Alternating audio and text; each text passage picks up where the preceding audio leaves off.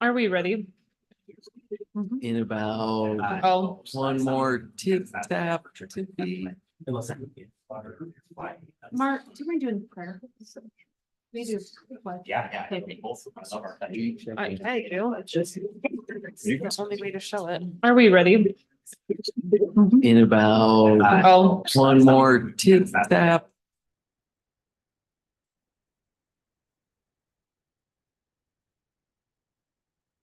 You should be good. okay. Welcome to the February 21st, 2024 North Logan City Council meeting. We will begin today by excusing Joni, who is away on travel, and we'll begin with our opening ceremony. Buzzy will lead us in the pledge, after which Mark will give us the prayer. Will the audience please rise and repeat after me? I pledge allegiance to the flag of the United States of America and to the republic for which it stands, one nation, under God, indivisible, with liberty and justice for all.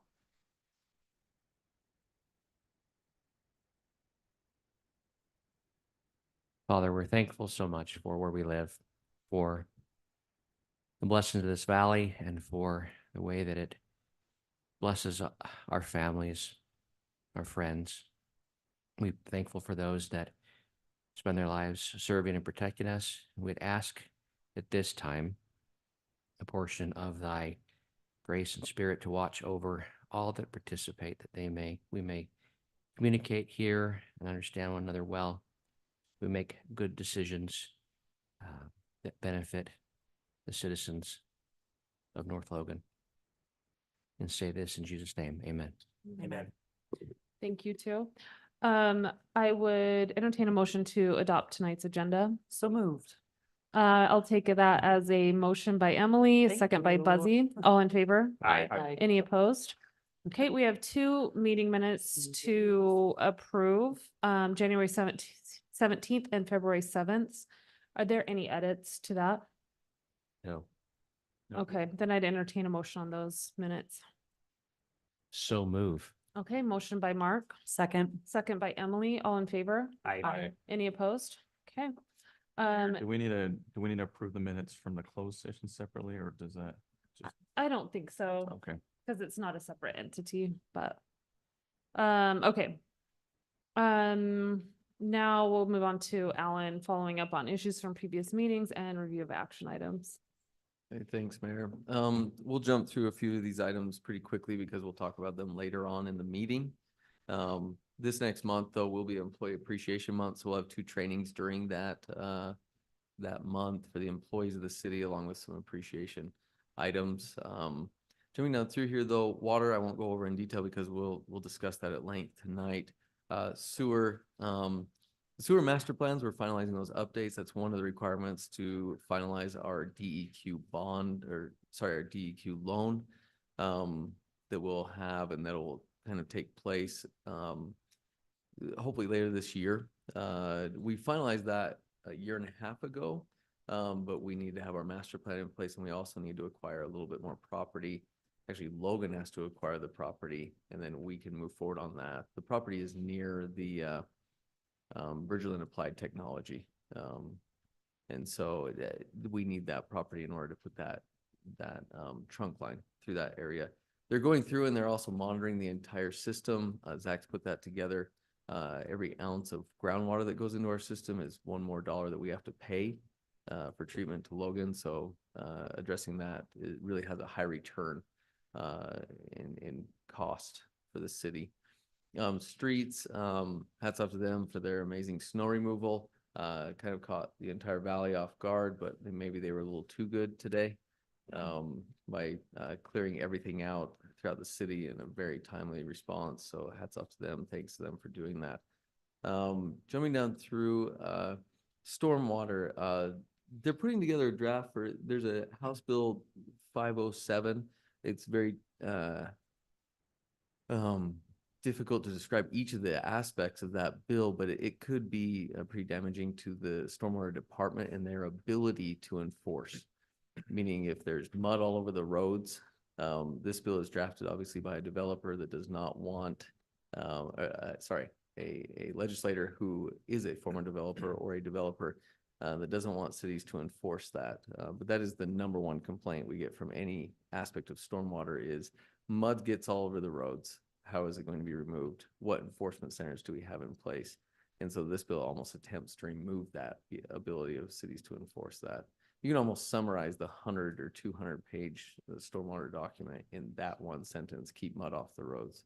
Then it doesn't get in our water system. It doesn't cause pollutants to get down the stream regardless. This bill it could be pretty damaging. So they're watching that very close. Jumping down through here, engineering. Again, they're still working on that 2500 North 8th East roundabout. What they'll do is they're finalizing the documents to start the right-of-way discussion, and UDOT will have to initiate that and go through that process because the funds are federal and they're funneled through UDOT. So that'll start here shortly. I think in the next 2 weeks, they'll probably see something come out of that. Jumping down through parks, we'll talk about their budget tonight. I don't want to go over that at length. Trails, we're putting together a couple different grants. One's a UORG grant through the state, and the other one is a RAPS grant that we're putting together for the Bonneville Shoreline Trail. So those will probably be finalized this month, those two applications for those grants. Recreation is in full swing. It's hard to imagine that they're already doing spring soccer registration. They had their murder mystery dinner. It was very well attended. It was a brand new program for them. So that went very well. Jumping down through cemetery, they are looking at different capital improvements. We'll probably talk about those at length, I'm guessing at the March 6th meeting. But there are a number of capital improvements at the cemetery, including sheds, veterans monument, restrooms, other things to kind of add to that cemetery operations. Jumping down through community development, we'll talk about several of these items tonight. So I'll let Scott take care of that later on. Economic development, the Rush Funplex will go before the Planning Commission this Thursday for the development plan, and hopefully in 2 weeks come to the City Council for consideration, along with a few other businesses. Hopefully that will follow in after that. Jumping down through here. So the recorder, we'll talk about a few of the budgets this evening. Thanks to Scott for putting those together and working with the department heads as well. Library, special thanks to them for basically taking the reins on getting the heater back up and running. I kind of joke around that's from the 1800s. It's not much better than something from the 1800s, the heater in this facility. And the librarian, Trent, basically worked with the facilities department and they got this heater back up and running. So hats off to them. Like that is a task, and then someone well outside his kind of assigned duties as a librarian to get the boiler back up and running in this facility. So thanks to him for doing that. And we'll go over at the end of this meeting the upcoming events, but they do have the Regency Ball, and I think that's this Friday. Is it not? This Friday evening? And I think all the tickets, they've kind of ended registration for that, but that'll be a major event that's held at the River Woods. Police, they'll go over a few things later on in this meeting, including the early intervention tracking system, which is something that the chiefs having put together. Fire department, we'll go over their budget, and we'll probably go over a number of capital projects as well with that. So I'm jumping over this very quick. There's also the tour of the fire department coming up this next Wednesday. Yep, a week from today. A week from today, the city council members. So we'll go over that a little bit more. But sorry, I jumped through several things on there unless there's other questions regarding any of the action items. Any questions from the council on those? Okay, thanks, Alan. All right, we will move on to our recognition of exemplary staff members. Looks like we got some photos from the North Park Police Department. This says, I want to recognize Danny Larson and Natasha Popke for putting together an amazing murder mystery dinner event from scratch. It took many months to plan and they pulled it off.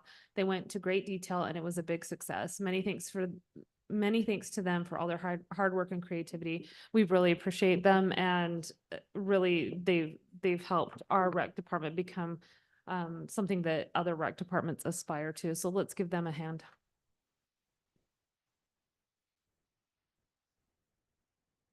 Okay, we'll start with our action items, beginning with consider the authorization of the signing of a citywide franchise agreement with Google Fiber. Alan, do you want to take this one, the explanation of it? I know we've discussed it in the past. I can start and just give a very brief overview regarding this agreement. We've been working with Google on this for several months now, going back and forth discussing. But North Logan was very pleased to start this process working with Google Fiber. It's probably an understatement. And going through all of the different hoops, trying to set up this agreement so it works well for both entities, both Google Fiber and for the city. As you know, we've been exploring fiber for 6-7 years now, met with about every fiber company provider. Several of them required bonding with the city, which the city was not comfortable in working on. Two of the companies that we did sit down with have since gone belly up. That's why this is such a feat to sit down, work with Google, and come up with something that this private company can come and provide to the residents of the community in a very fair and equitable manner. The way they go about everything, we have called the references they've given us throughout the state of Utah to talk with each one of them about their experience in working with Google Fiber, and it came back extremely positive. So each of those items is lining up very well. This particular agreement has gone through about, I'd say, 10 iterations from legal department to legal department, just finalizing everything, making sure it works for both entities. I'm not very savvy when it comes to the specifics of fiber, though. I just like that internet is fast and available. I think that's most people. But maybe they can go over the details. We have two representatives from Google here, Alberto and Tyler, who are here. And Mayor, it's really up to you if you'd like them Okay. to go to the mic If and you answer wouldn't any mind questions. just coming to the podium, and then maybe we'll just see what questions the council has for you, unless there's anything you want to say before we turn it over to them.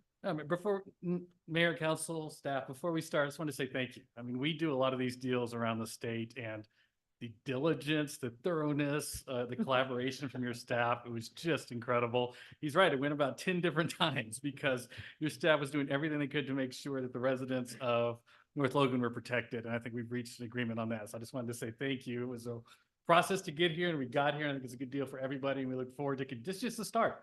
Look forward to continuing to work with you and with the staff, and just wanted to say how grateful we are to be here and to be able to provide this service here in North Logan. And I'm here and we have Tyler Jacobson, who's our Western Region Engineer Lead, is here to answer the very technical questions if you have any.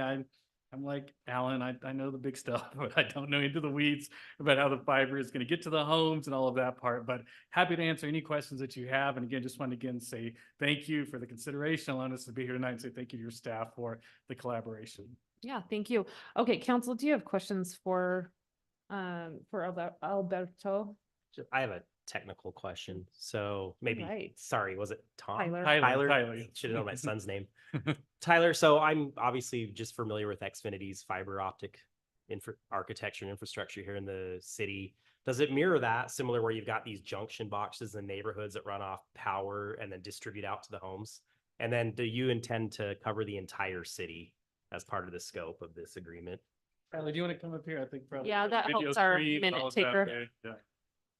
I was hoping you just yell it, but thanks over. So Comcast is different. Our architecture is fiber to the home. Comcast, generally speaking, I can't speak for all of it, has a coax element to it. So it'll get fiber to a certain point, and then you hit like a copper coaxial connection from there. So this is straight fiber right to the fiber jack in your home. So 100% fiber to the home.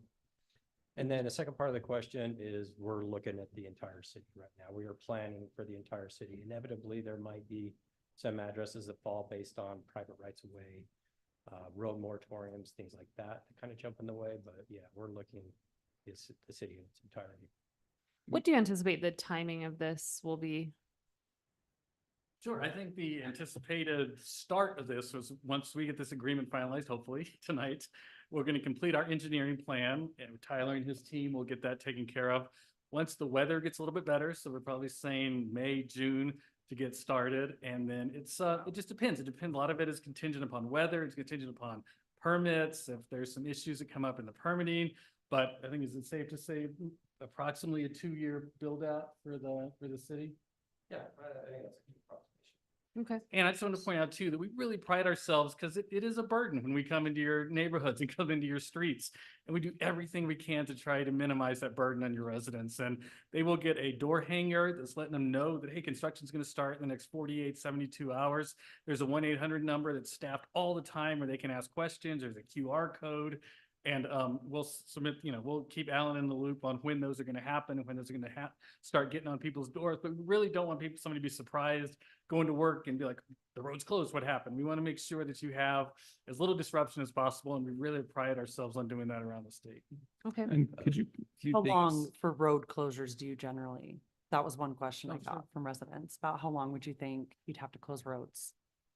We rarely, if ever, close the Okay. road. The type of deployment we use, we work on one side of the road at a time. It's kind of a moving, kind of traffic control situation. So there's no like full blocking of the road. I can't think of an instance. Awesome. So two things that really stood out when we were talking with Google, we asked endless questions, and which was incredible because they brought their whole team to answer every specific question. And those questions related to, well, how does the internet work? That's fantastic. All the way down to the construction aspect of it. And keys to the construction, because we talked with other communities that have had a bad experience with other fiber providers. There's no perfect way to install fiber because you're retroactively going back. Obviously, we'd want it in new subdivisions when they come in. But there's two aspects that were very appealing to Google. When they come in, they either go right on the toe of the curb, so on the edge of the curb, the concrete to the asphalt kind of area, or they go, I think it's 18 inches off of that. The city has the choice, and in some areas we would want it right on the toe of the curb, in some areas we'd want it off the toe of the curb. They come down, they micro trench that, so they go down and they install it. It's not in conduit, but they install it directly in the road. It's a fairly quick process compared to a lot of other things. That was one aspect that was really appealing, because when we talked to their city, we said, how do they backfill that? Because that leaves a permanent scar in the road and can cause future issues. But the way they backfill it, they go to the nines to make sure that that is backfilled properly. The other really appealing aspect, as I mentioned before, is the other fiber providers make every resident in most of those cities pay a fee. Whether they're signed up for Google or not, they have to pay a fee through their utility bill. That's the same with some of the cities in the valley that have kind of jumped the gun and started with fiber. Google does not do that unless you guys have hidden anything. The understanding that I have, though, is it's a choice of each resident. And if they want that, there's no connection fee. They simply have a monthly fee that they pay at that point, and it's installed into the home. So each resident has a choice of whether or not they want to jump on board with this, which was fantastic to us. It's not mandated.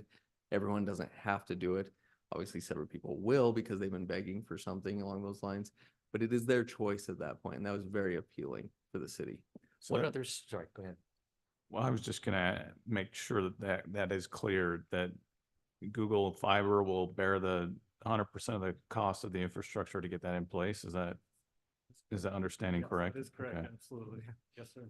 What other cities have you followed up with that are farther down the road and had their experience With Google with Fiber. Google Fiber? Yes. So South Jordan we spoke with, I think Draper as well. And then further up north, Logan is about, I'd say, 6 months ahead of us in this process, which was fantastic. This enabled us to kind of piggyback with Logan being the first in the valley to start working on that.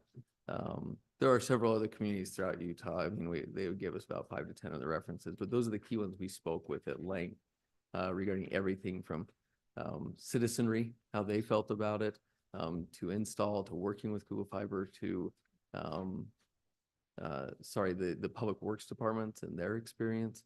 And obviously nothing's perfect, again, because it's retroactive. We're coming in and they have to tear up a strip down the road 2 or 3 inches wide in each of those roads. But again, we have not heard really any negative from those other cities regarding this process.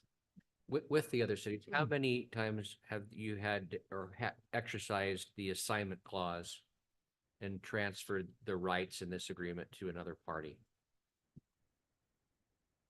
You know, I do not know the answer to that.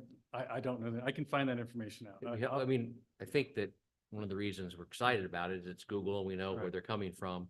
But with the assignment clause that allows you to transfer these Right. rights to any third party at your discretion, To wonder my- how often that happens. To my knowledge, I can't recall an instance, but I don't want to misrepresent, and I'm happy to follow up with the exact number on that. And then similar, there's a termination clause that allows Google to step back and change their mind at basically any time. How often does that happen? And that is a very, very rare instance. There's some instances in which there's not as much collaboration prior to this happening with the cities. And once you get to the permit process, I think there was, oh, I didn't know you were going to do that. I didn't know this was going to happen. And there wasn't necessarily a meeting of the minds before that. I don't think that's the case here. I mean, we've talked extensively. We talked to Alan and his team and the and the Public Works Department about how we're going to get this done. And so that is a very, very rare occurrence where that happens. But it has happened, but like you said, it's probably because there wasn't a good dating relationship. Yes, before you got yes, sir, that's correct. Okay. On the Section 6 defense and indemnity, there was a section that struck out in the beginning of that clause. The other provisions are still in it, but they all tie back to the clause that's been stricken. Right. And so I'm not sure if has Seth looked at that? Yeah, they went back and forth until they were both comfortable with the language. I think Seth wanted some other language, we wanted some specific language, and I think they just settled on something that worked for both of them. I would just look at it again because the one that we have, it just deletes the first, Yeah, basically it deletes the clause that says this is the indemnity. And then the stuff that's in here says this is how the indemnity happens. But with that first clause gone, the rest of them really don't pertain. yes. So we may need to just look at that. Pardon? It looks like they do have it. If you look at 6.1, they talk about obligations. But it refers to the indemnified party, Oh, and then the indemnified party language is up in the part that's stricken. okay. I guess the last question I have, because I think it's going to be important for people to know, is can you give us a ballpark of like what this would cost the average resident monthly for gig speed? Sure, do you want to take that one? Really quick though, just before we move on from the indemnification thing, under that obligation, it does cover indemnification. Licensee will defend city, its officers, elected representatives, and employees and indemnify them against any settlement amounts approved by the licensee and damages and costs finally awarded against an indemnified party by a competent tribunal. So, and then later on, when it refers to the indemnified party, that, I mean, I think we're covered, like we've identified who the indemnified party is. It's the city, its officers, elected representatives, and employees. Before you answer my question, you can tell who the lawyers are on the council, who's the IT guy. So, yeah. Let's get to the heart of it, Buzzy. Who cares about the The IT guy actual? asks the questions.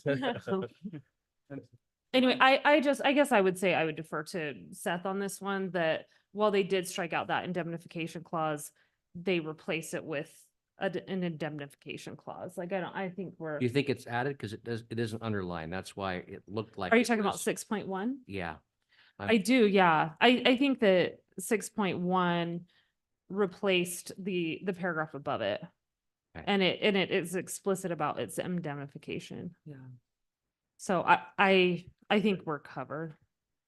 I thought we were covered. Fine, Buzzy, take it away from the IT. So how much is it going to cost the average person? Yeah. $70 a month for 1 gigabit of service. And we started in Kansas City 10 years ago. It was $70 a month for 1 gigabit of service. So what's the upload? Is it the same? Yeah. Oh, Sorry. okay. Yeah.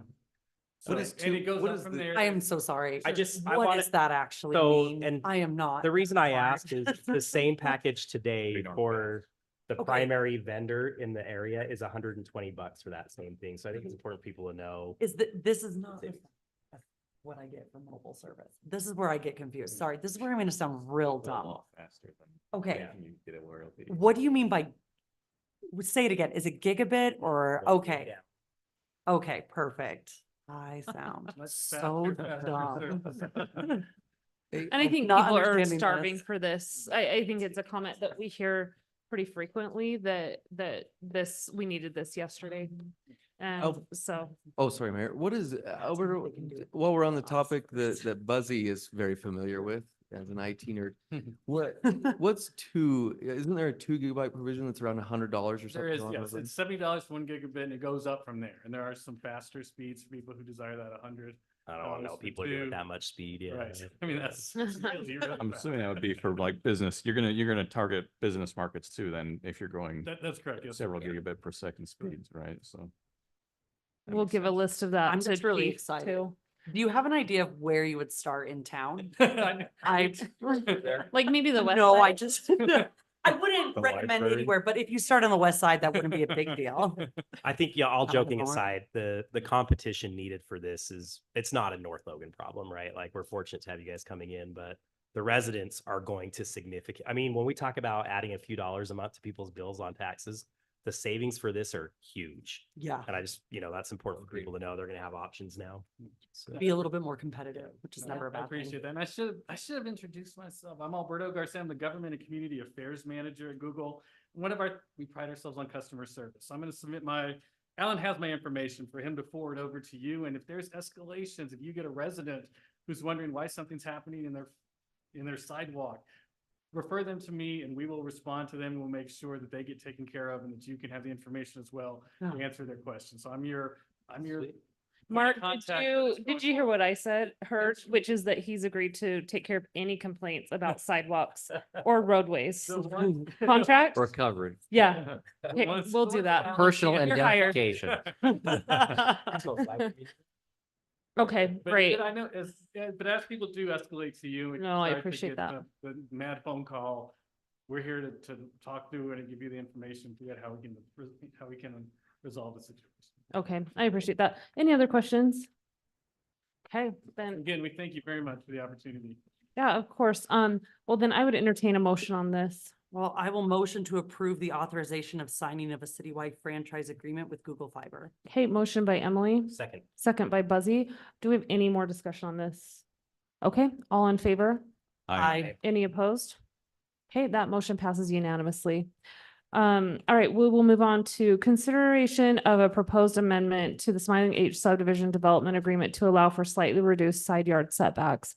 I will give my own preamble to this, that, the Olo has asked that we hold off on this. I think it's valuable since it was on the agenda. I know that they were anxious to have this considered at the last city council meeting. So I want to at least have a discussion tonight and kind of just get a sense of where the council sits on this. I know that we've each had individual meetings with Olo and with Jake Young specifically. So I think it'd be a good exercise to just kind of see where we are as a council. Yeah, I'm happy to give you any backstory on this or feedback from the planning commission. Essentially what this is it's a request to amend a development agreement to allow for an exemption to some of the setbacks, the side yard setbacks. The crux of the request is a reduction of 4 feet overall, a few feet from either side to allow for alternative floor plans and potentially easier to fit ADUs, accessory dwelling units. The planning commission heard this back in December and ultimately provided a negative recommendation on a 3-2 vote. I know that from that point, the applicant has had discussions with city council members and have entertained, the possibility of coming before the council. Potentially last meeting, they'd like to maybe look at it this meeting or the next meeting. So it was on the agenda for discussion. I'm happy to answer any questions as to what exactly the proposal is. I believe that it may change based on discussion with the applicant. What is it before you is what went before the planning commission and received a negative recommendation. The applicant may be open to discussing alternatives.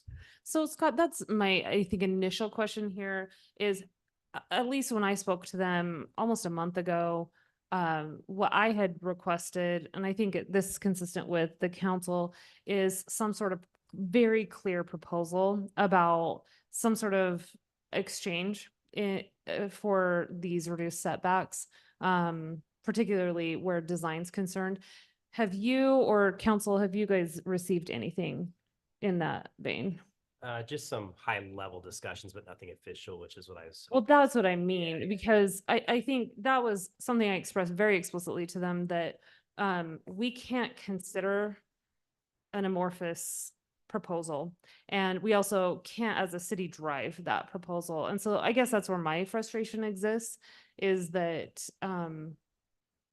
I guess out of respect for our time, I'd like to see some sort of anything concrete. So, and one thing that I think also I spoke about is that if this is the same proposal that that the planning commission considered, then it's unlikely that we're going to support something that the commission voted down.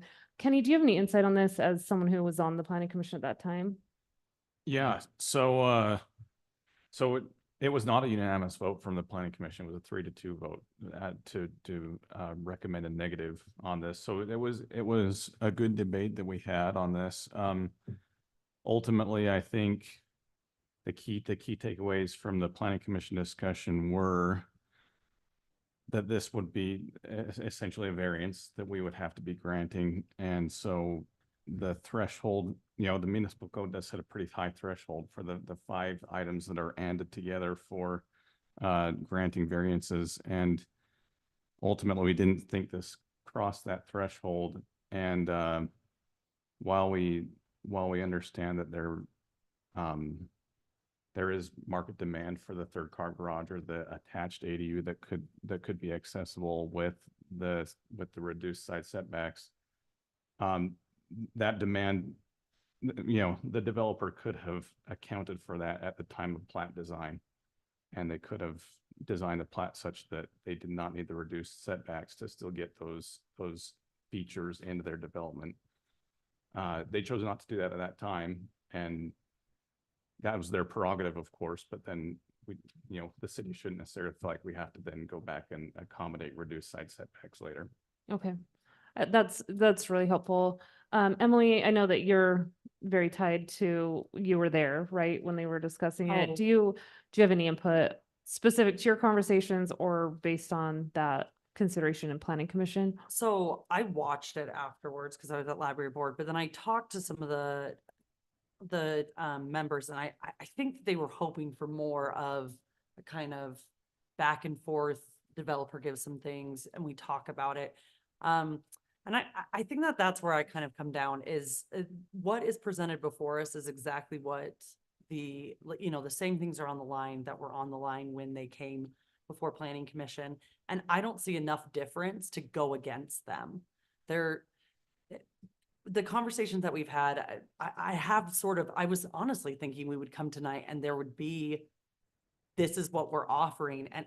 And I don't want to say yes to when nothing has changed, that feels like, I thought the planning commission brought up a lot of good points and they talked about why this maybe necessarily wasn't the greatest idea. That's where I am though. I'm a little confused why I had a conversation with Jake Young specifically over a month ago. We're still not seeing anything from him of like, here is what we've committed to doing, like actually written down. There has been some things he has said to me, but I don't feel like I in good conscience can say those things out loud because they're not written down anywhere. And so I could have potentially been misinterpreting the conversation that we had. And so it's like, I don't want to say, well, you promised us this when in reality, he's promised me nothing, So that's why I'm a little bit.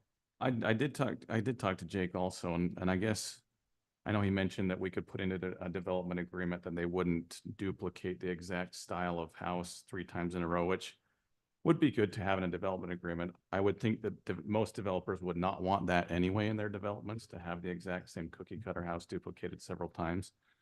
But again, that's their prerogative, I guess, unless we put that into a development agreement. I think the other point from the planning commission was just, if the side setbacks, if our municipal code if the side setbacks are excessive in the municipal code, we should just change the code.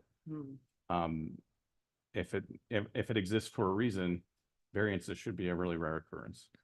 Yeah, especially on this scale, right? I Yeah. can't remember how many homes we're talking about, 110? 110 between 2 phases. Okay. Yeah. And I think, Kenny, that's a great point. Sorry, your first point, remind me what that one was. The 'Cause- variance issue. No, there was another one. Um, I'm that trying to remember. during the plat design. Oh, Yeah. I guess what it is them offering something that isn't necessarily a concession to the city. It's something that you just do as a good business. So, Oh, right, so of yeah. course, you're not going to offer 3 identical homes in a row to your customers. Like that to me is not a meaningful offering. So I think that's something that most builders, if not all, should probably do. Mark, and then we'll come to you. Similar, I don't think it's a variance because I think we have the legislative ability to enact something here. But I didn't think that the high level 3 in a row was anything other than solid marketing practices rather than a concession. Was also concerned with the reference to the Walmart sign is precedent to do this. I think they're completely different animals and the city received something in exchange for that. But if one developer will make an argument that a sign exchange is similar to this, then we open it up to every developer saying, we don't want to follow your rules because we don't want to, because you didn't make the other guy follow the rules. Yeah. And that's a concern to establish some precedent that would argue that. As far as the side yard, it seemed like in part of the presentation that I heard it was ADUs, but it was also 3-car garage and it was also a side facing garage through. And so there's going to be, they'll find a need for it in every lot, and that changes the whole dynamic of every lot. Well, and I'd say the density, right? And Yeah. the density, I mean, if you just had larger lots, which means fewer lots, then you could do exactly what they wanted to do. But to have 110 homes, and I don't even know how many of them could potentially have ADUs, but even to say like 10% of them or 15%, that is a huge increase to what people were expecting in terms of traffic and homes there. It's That is a something to huge consider. increase to what was contemplated by the density as Yeah. well in that, because side yards can affect that. And then the staff report that spoke of access to through the side of the property to the rear so that you don't get trailers and toys all in the front. And then you'd have cars from ADUs in the front is another reason that I don't like narrowing that side yard unless we're really confident that you can still put stuff in the backyard and not keep it in the front yard. Yeah. I appreciate that, Mark. Betsy. Yeah, I think everything's pretty well covered. I mean, I'm a big proponent of ADUs because, you know, the stipulation that the owner has to be on property, I think changes the dynamics of the increased density that comes with it. I also think we're in a situation where housing is just a mess. So I think when I was first approached about this, I tend to actually be excited about the potential opportunity for the changes there. Maybe I'm in the minority. What I would like to see is substance in the development agreement. The other thing I'll mention is that this development is now in the heart of the city center. So there's, you know, not explicitly the city center, but where now our city offices are going to be, our community center. And so it's going to be visible to a whole lot of people. And there's, you know, in my opinion, a great opportunity for the developers to actually, you know, in writing say, we're going to do something unique here because we understand what this area of the city means forever, you know, long-term moving forward. So I don't disagree with anybody. I think, you know, substance is important here and maybe we can still get to that in a future meeting or future negotiations outside of council. So here's my concern, because I think I represented I don't think any of us on the council are opposed to ADUs, and in fact would encourage them as a solution for our housing shortage. I think the issue that I have here is that this feels like it could be used as a facade for just bigger houses. Because what prevents or what holds people to actually creating that ADU other than like, because to me, it's like if I can throw that in my basement but don't want to use it, then I just have a bigger house. So I think that's where I'm confused too. And that's what I was going to bring up is based on market conditions today, I'm not seeing where a bigger house is more appealing or helping any individual homeowner. That's why I'm kind of confused at the true intent of, is it really just add a bunch of ADUs so that people have another revenue stream to afford homes? Where does the 3rd-car garage or a bigger home, where today is that helping individuals that are buying in the market? I don't think it is. Yeah. I think that's my concern. There is may that- be a demand for a 3rd car and there may be a demand for the side Right, entrance. But that doesn't address the but that doesn't- affordability. Yeah. Nor does it address the housing availability. And I think we should also mention that this doesn't prohibit people from putting detached ADUs either, or, anyway. I think that, I want to be clear that I'm not opposed to ADUs. Oh, I think Yeah. that would encourage them. No, I think that's an important thing to state. Go ahead, Kenny. I think that was part of the planning commission discussion also was, I think you could argue that demand for ADUs may be different now than it was when this development concept plan took place 2 years ago, but third car garages probably not. Hmm. So, if that really was a demand that the developer was analyzing, then they should have, like you said, made their lot sizes slightly bigger, so they could have accommodated that within the current side setbacks in the municipal code. Well, and that's a concern that I have, is that kind of the premise upon which their presentation was based was, look, market conditions have changed. We're victims of rising interest rates, et cetera. What can the city do? And I just am very resistant to that idea that the city is the one in the position to make a development more profitable. Yeah. I think our interest is in making sure our citizens' interests are protected. So, Agreed. I have just one question, and Scott, I'm putting you on the spot. I'm not sure if you'll know, but do you have any sense of how this would impact density, or how many more people that could potentially house? So my understanding is that if this were to move forward and an exemption were to be granted, not a variance, an exemption to allow for less setbacks, it could facilitate some of these homeowners choosing to add an ADU as as an option to these floor plans. For example, if you were to purchase one of these lots and you go to Olo Builders and say, I'd like to configure my home in this way, and they have kind of an a la carte menu of all sorts of options, and you kind of pick how you'd like your home to be built. One of the options is an attached ADU that would occupy what would be a third car garage. So allowing for that extra 4 feet allows for that garage space to be an ADU instead of third garage bay. Now, that could be everybody in the subdivision that just chooses they want to have an ADU. It could be 1 or 2 or 3. It's hard to know because it's up to the discretion of that individual lot owner as they choose those. As far as ADUs are concerned, it is a permitted use in the city. They have to meet certain standards. So they could theoretically put an ADU in every one of these homes without this exception. They could put them in the basement, they could put them in the backyard, and that's up to each individual lot owner's discretion. So from a density perspective, it could be a bunch, it could be none. It's hard to tell. Okay. Any other discussion on this? I don't really recommend taking action on this, but unless the council feels differently.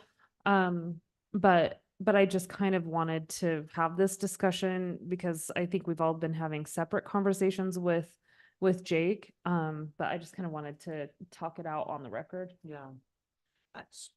I feel like though, without him here, I don't want to say anything, but I don't know if our feedback is being heard in a way that I feel like is effective, because I feel like, I mean, how many of us have been like, we want to see what you're actually going to offer? And yet here we are. They wanted to meet last week. They wanted to meet 2 weeks ago. And the offer would be the same. So I guess I'm feeling a little bit of like, do you have anything to offer us? And I don't really want to keep this going on if nothing's gonna change. So that, in my mind, I would almost say like, I would like them to, maybe this is it. Say, if this is your proposal, we're saying no to the proposal, and I'd want you to start over. What are you actually offering? And I'd want to get some more public opinion on this. Because what the planning commission saw, I feel like if they changed it that materially, I would actually like to get more opinion on it. Okay, Mark, did you? Well, I think as far as logistics go, there may be several of us gone at the next meeting, which may affect a quorum. And so it may expedite the process to make a decision today, At least to let them know. if in fact, Hmm. the next meeting may not happen. Mm. I will defer to the council on this. And so if you guys have a motion, then I'm happy to chair this meeting. I don't know. I kind of don't want to table it. I think I'd prefer to just take it off and let us go back to the drawing board and start again. Getting more of that public input, getting more of that feedback. Because this isn't different enough, and And I think it sounds like by making the decision today, it actually speeds up the process for the developer. I They would can say actually move so. forward with, they can either do something different or they can actually propose something Because if they Con- brought something completely different, I don't even know if I'd feel comfortable saying yes to it without having gone through the planning commission in that public hearing process. Because I mean, they could come and they could offer us the moon, and I would still want to get opinions from people because that would be something to consider. Yeah, I think denying this tonight sends it back to planning commission if they reapply. Is that right? Like, does it Yeah. have to go through the both bodies? So you guys could table it and you could hear it back anew with new proposals, and ultimately you're the legislative body that would be making this legislative action. It has had a public hearing as proposed, and Emily, you're correct that if there's significant changes, it might be a good process to go back to the public, have another public hearing, and then bring it back to the council. I think the biggest question is, are you at all interested in allowing for any sort of setback? Because if that's the crux of the issue, I definitely am. I just not the way it's presented right now. sure. Yeah, I agree. That's where I am. And I don't want to make the recommendations. That's where I am. Like, I want the developer to make the recommendations Mhm. and then take that back through planning, let that first body of eyes look at it, public input. Mhm. As it's written here that you've delivered to us, there's no substance. So in my mind, we would just decline this tonight, and I'll motion that we deny this request. I'll Okay. second that. Motion by Buzzy, second by Kenny. All in favor? I, Any opposed? Okay, that motion's unanimous. Perfect. All right, we'll move on to consider modifying the approved 6-foot tall privacy fence type for Smiling H subdivision. Okay, this one's kind of similar in that this is part of the Smiling H subdivision. This was an item that had been previously reviewed and approved by the council. This is their boundary fence. What you see on the screen here is what was previously discussed and approved. It's a vinyl product that's kind of got this stamped rock concrete veneer. It is vinyl, but is a single panel. So each of those panels would be added or removed. It's not like those slats where you add multiple slats between posts. What is being proposed is an alternate material in that fencing and design. And we do have a representative here to discuss the proposed substitution for the fence materials. Janet Duncan would be more than happy to discuss this and show some materials and some exhibits and kind of explain what this product change would be. Okay, that sounds great. Yeah, go ahead, Janet. Yeah. I will say, just based on pictures alone, that this is an improvement. yeah, I think I this was is a actually gonna great say thing. the same thing. It turns out those fake rock walls are going out of style. I know, shoot, from the early 2000s. Can't even tell you how But they were- emotionally involved I am in this change. Emotionally, not even professionally or financially, but those also actually. Good. Okay, so this new product is aluminum. We go beyond the standard as far as burying the posts. They're buried well past. We go more than the 2 feet. We go 3.5 feet deep in burying the posts so that we have a wind resistance of over 110 miles per hour. It is warranted for 10 years from the manufacturer, 10 years from the installer. It's pet safe. It's 90% recycled materials. I am a new locally owned business, and it was created because I couldn't find a fence product that my husband would agree to. So I actually, believe it or not, looked the world over, found this one, and I love it. And this is like, to Buzzy's point, this is the heart of our city. And one of the emotional components for me is that I drive past, and I think a lot of people in North Logan, this is sort of the entrance to North Logan. If it's not the city center per se, a lot of people drive up 2500 to go to Elk Ridge and whatnot. And so to have something that is more representative of the vibe that we want for our community, that kind of speaks more to the ranch, rustic but modern feel that I think describes better North Logan, in my opinion, would be worth another option than the faux rock. It's rot and insect resistance. It's pet safe. It's rated from -40 degrees Fahrenheit to 140 degrees Fahrenheit. It's scratch resistant. It's water resistant. It's a very high quality composite. It doesn't stain. Very difficult to stain. Almost no fading. So like I said, I drive past this subdivision on the regular.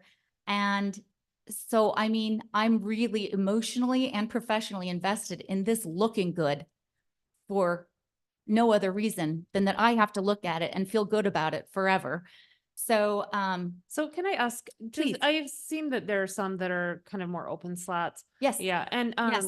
so my question is, do we have a sense of where the more open ones will go versus the closed? Yes. So behind all of the homes is proposed that there would be a solid privacy fence all the way from homes. Now, this right here would be more like a modern ranch look, and it's seamless, like the post. Are we facing south currently? We are, right? Yes. Okay. So, and so that it would go over here where the retention basin is. right Oh, along the okay. Corner. And, I've talked to, well, everybody, but I think Scott had a concern about it going all the way around the corner because you need to access that, retention basin. So just to transition it somewhere so that it sort of still gave that like rural vibe, kind of the throwback to Hogan's old property that was there and that there's still a farm across 6th East. I think would tie it all together also with the name of the subdivision, Smiling H Ranches, etc. So does anybody have any questions for me? Cost wise, is this similar in line to what we had approved? Is this more expensive, less expensive? Where are we going? Well, it is the city paying for this? No. No, Oh. I meant more. I'm just curious. You're just because I'm curious. interested, Okay, not the city doesn't pay for this. from a retail point of view, it's actually a little bit less expensive than the faux vinyl or the faux rock vinyl. What's it called? EcoStone. It's a little bit less expensive than that. It's cheaper than Trex. It's a lot cheaper than Rhino Rock. Are you shopping for your house, Emily? I was actually wondering, because I'm like, if Smiling H is on board, to be honest with you, I think it looks great. It's, I don't know a lot about fencing though, so. I know a lot now. So you said that the posts are like an anodized aluminum Yes, and then the everything's panels aluminum. There's no rusting the components. panels are aluminum also. No, the panels are a composite. I can show you here. It's a wood plastic composite that's co-extrusion. So it has an added layer to the outside that makes it almost impenetrable in terms of stains, water. There's Could you like just, almost could you zero just swelling. maybe pass one down? That'd be great. And when you say stains, do you imply graffiti as well? As we have that on occasion on these fences? Okay, that's okay. Try it out. So this is yeah, no, you can actually hit it with a hammer. I should have brought one. I brought one. You can hit it with a hammer. And you can scratch stuff. You can make it, you can force it to scratch, I promise. But, but if you hit it with a BB gun or a pellet gun, like, I don't know, we've had some neighbors at the end of the street that unfortunately have had people hit their vinyl fences and make holes in them. And Yeah. this is much more durable than that. Okay. Can you, just a random question, sorry, can you show us on this design, maybe I can bring it down lower, but exactly where the fence would go on, obviously on the north side, it's Oh, sure. this entire distance. And then it's just right here at the retention pond that would be that ranch style. Gotcha. And I mean, like, in a perfect world, I think it would look super cool to have it come this way, but I'm not in charge. And Scott said you still have to have access. Well, And that has to drop to 4 feet there, right? functionality? Yes, on the Undercoat. corner there would have to be down to 4 feet and it couldn't be, it has to be a certain height within the site triangle. Right. Yeah. But it looks like there's an entrance sign. There's also gonna be a sign right here for the subdivision. So practically speaking, of course, you need to be able to see to turn left or right, so I think you need to end it probably right there so that you have plenty of clearance. Yeah. Right, for the vision. Yes. To the right. But we're So- not, we're not changing the privacy fence nature. No, not the. All of the backs of the lots. And then would the plan for phase 2 on the north side of 2500 North, would the plan be to duplicate that on that side too? Is that the intent? Or, I guess you can decide that, right? You can say as long as. Please don't. Let's just make it look the same. So I wouldn't put the rock on that I side if we're gonna know. change it to this. side. That's where the Love with lesser that. people. Are we changing the development You're gonna agreement kill on us. this? This isn't part of the agreement. This is development agreement. It just says that a privacy fence has to be in place specified by the city council. I believe the development agreement, we talked about this, but there was one school of thought that it applies to both phases. Yes, it would. Mm. And so if we're changing it, it would seem to apply to both It would, phases. both sides of the road. We could, I That's guess, a good point. explicitly state that in the approval too, just to. Yeah.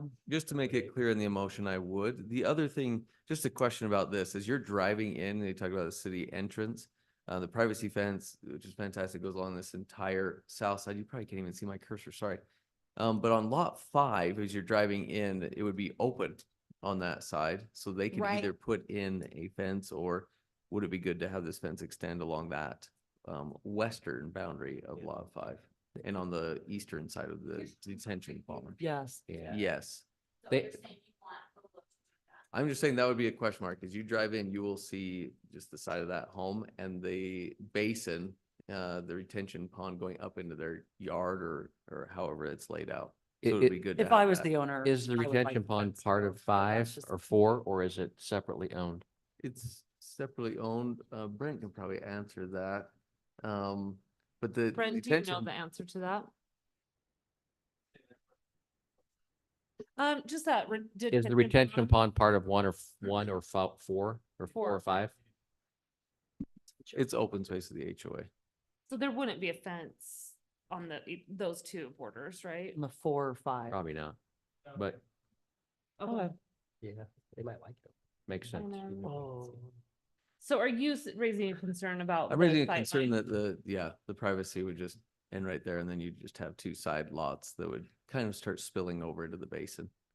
And that if they put up a different colored fence or they put up Yep. like some could- white vinyl, then it's not gonna match. Yeah, the issue coming into our city entrance that everyone has described is Yeah. as you go through there, because they're rear yards all along 25th from 2nd all the way into 4th.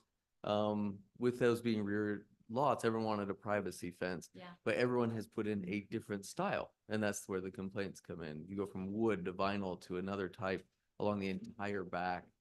Some are very old, some are brand new. And that was the issue, is just if it is a privacy fence, is a true privacy fence, correct? And creating that consistency as you come in with the fence. That was one of the concerns.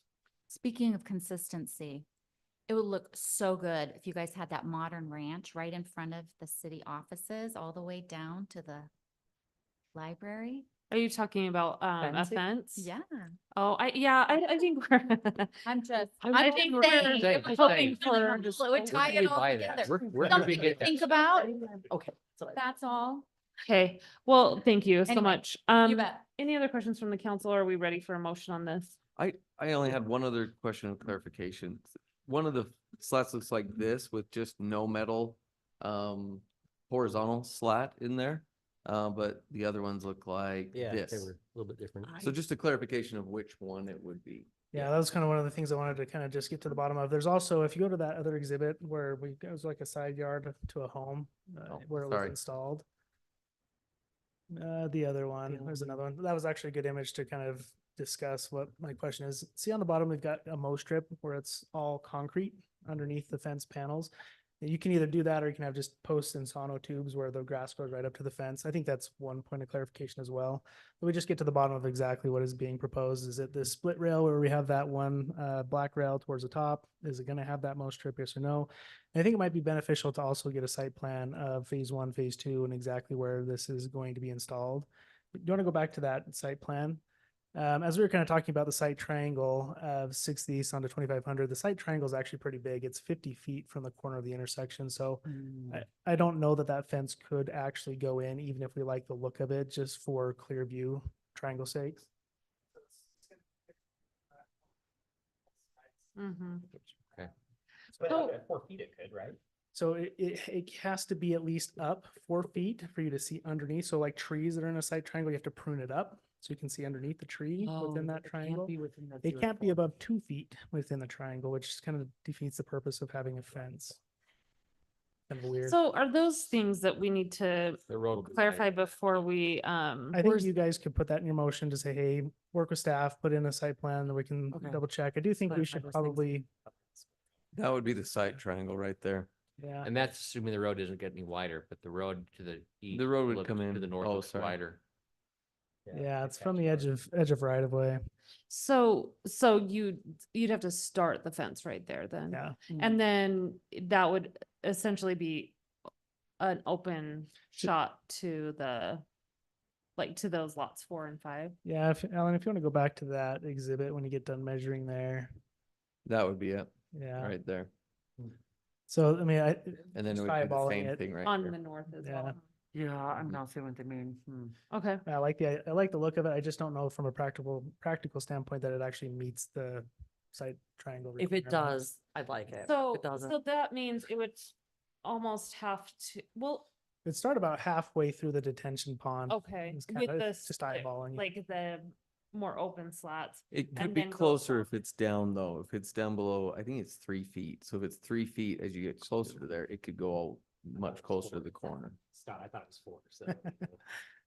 We can get down to the nitty gritty on it, but Do we need to do that? Are we doing that tonight? Do we have to give the details or are we here to or talk do we just need broad to? brush? I think in your motion, you can say, this, we agree that the privacy fence in this material is acceptable.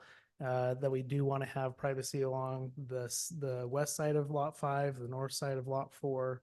And that we want to see a site plan with phase 2 also, so we know what to expect on that, but that staff can kind of take your direction as that's submitted.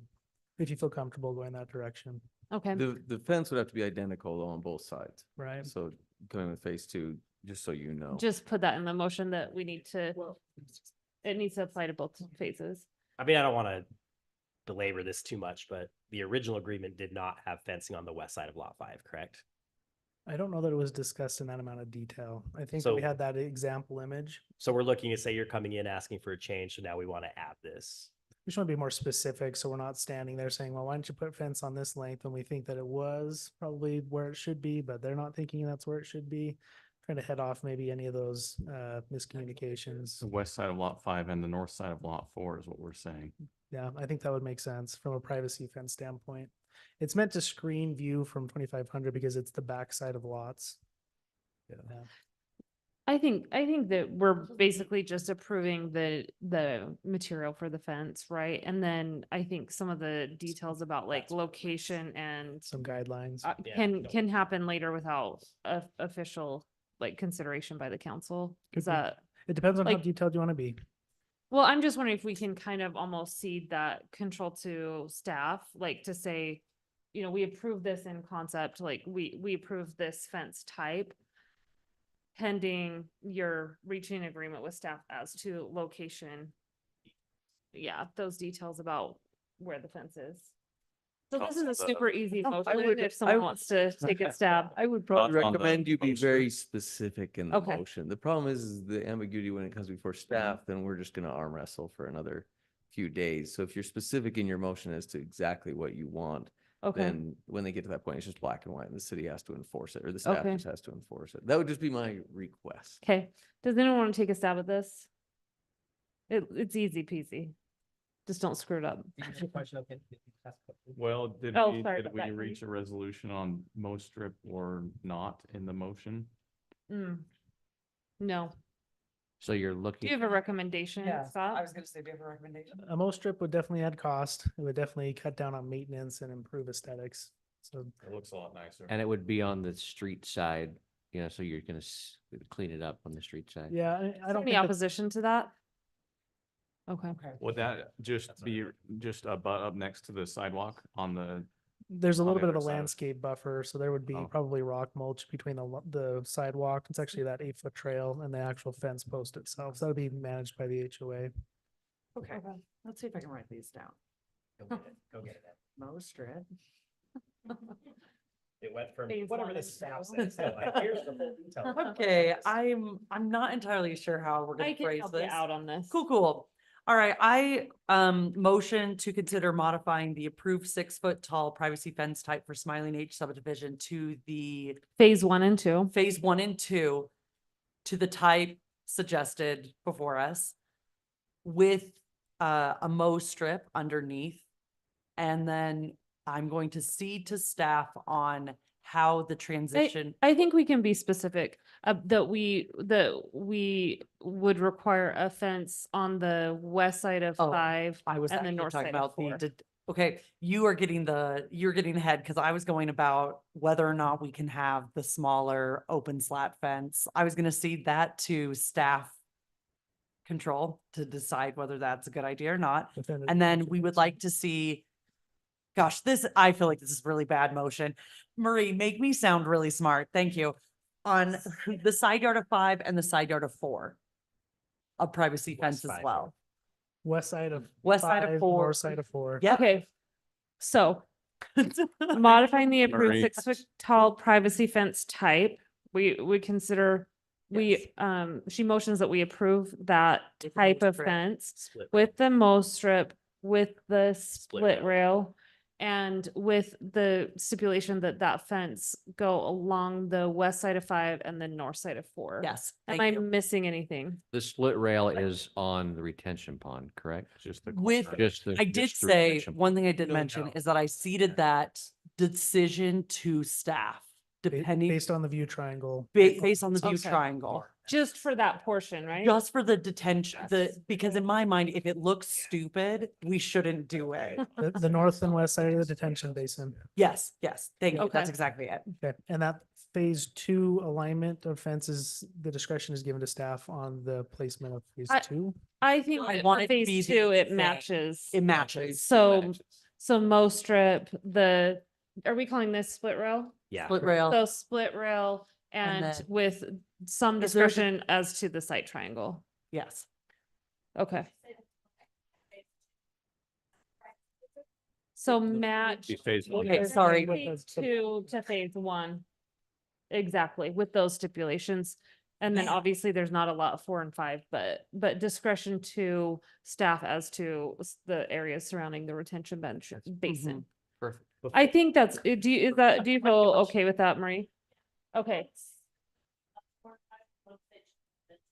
I want to say lots 4 and 5 because those ones specifically have that And- sight line in there. and it's west side of 5, north side of 4. Yeah, we're not saying all of it, just those 2. Okay, excellent motion by Emily. That was great. Do we have a Good second? teamwork, guys. I'm happy a second, but before I do, just checking with you both that the split rail thing was clear. We're having just aside. Split rail is still the privacy. It's not the. the all solid- exposed. Good point. That prediction that Alan just showed, we're calling that split rail and you guys. Okay. That too. Yeah, That is not open. Okay. That's Okay, open. Sorry. That's split That's- rail. Okay, so, okay, go back. So what are we calling? What are we That's calling this? privacy. That's The private. privacy want- fence. Yep, So we can want you the kind of privacy substitute fence to that? be that. So I that- don't know, I couldn't remember what you called it, so I said the type shown, and this is what I was referring to. All right. Okay, do you want me to restate it, Marie? Privacy I with think- rail. No It split, is not, Privacy. it is It is a privacy fence. with rail though. With the- correct? With rail. Okay. Oh, man. Is that mid? Okay, forget it, but yes, that sounds good. We are gonna do a cheer after. Okay. I think it's more like 5/8. Do My we gosh. feel okay about this motion? Do I need to restate it? I'm happy to. I heard the following motion. Emily has motioned that we modify the approved 6-foot tall privacy fence to the type proposed, the privacy fence With a with rail. mid rail. For both phases of the Smiling H subdivision Along 25, right? along 25 north. With a strip? fence, okay, sorry, with a mow strip and a fence on the west side of 5 and the north side of lot 4.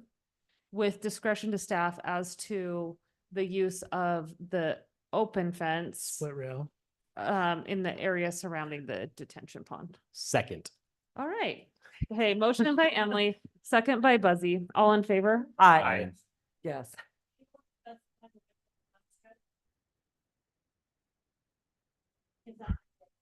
Industry standard. Industry standard, yes. Okay, okay.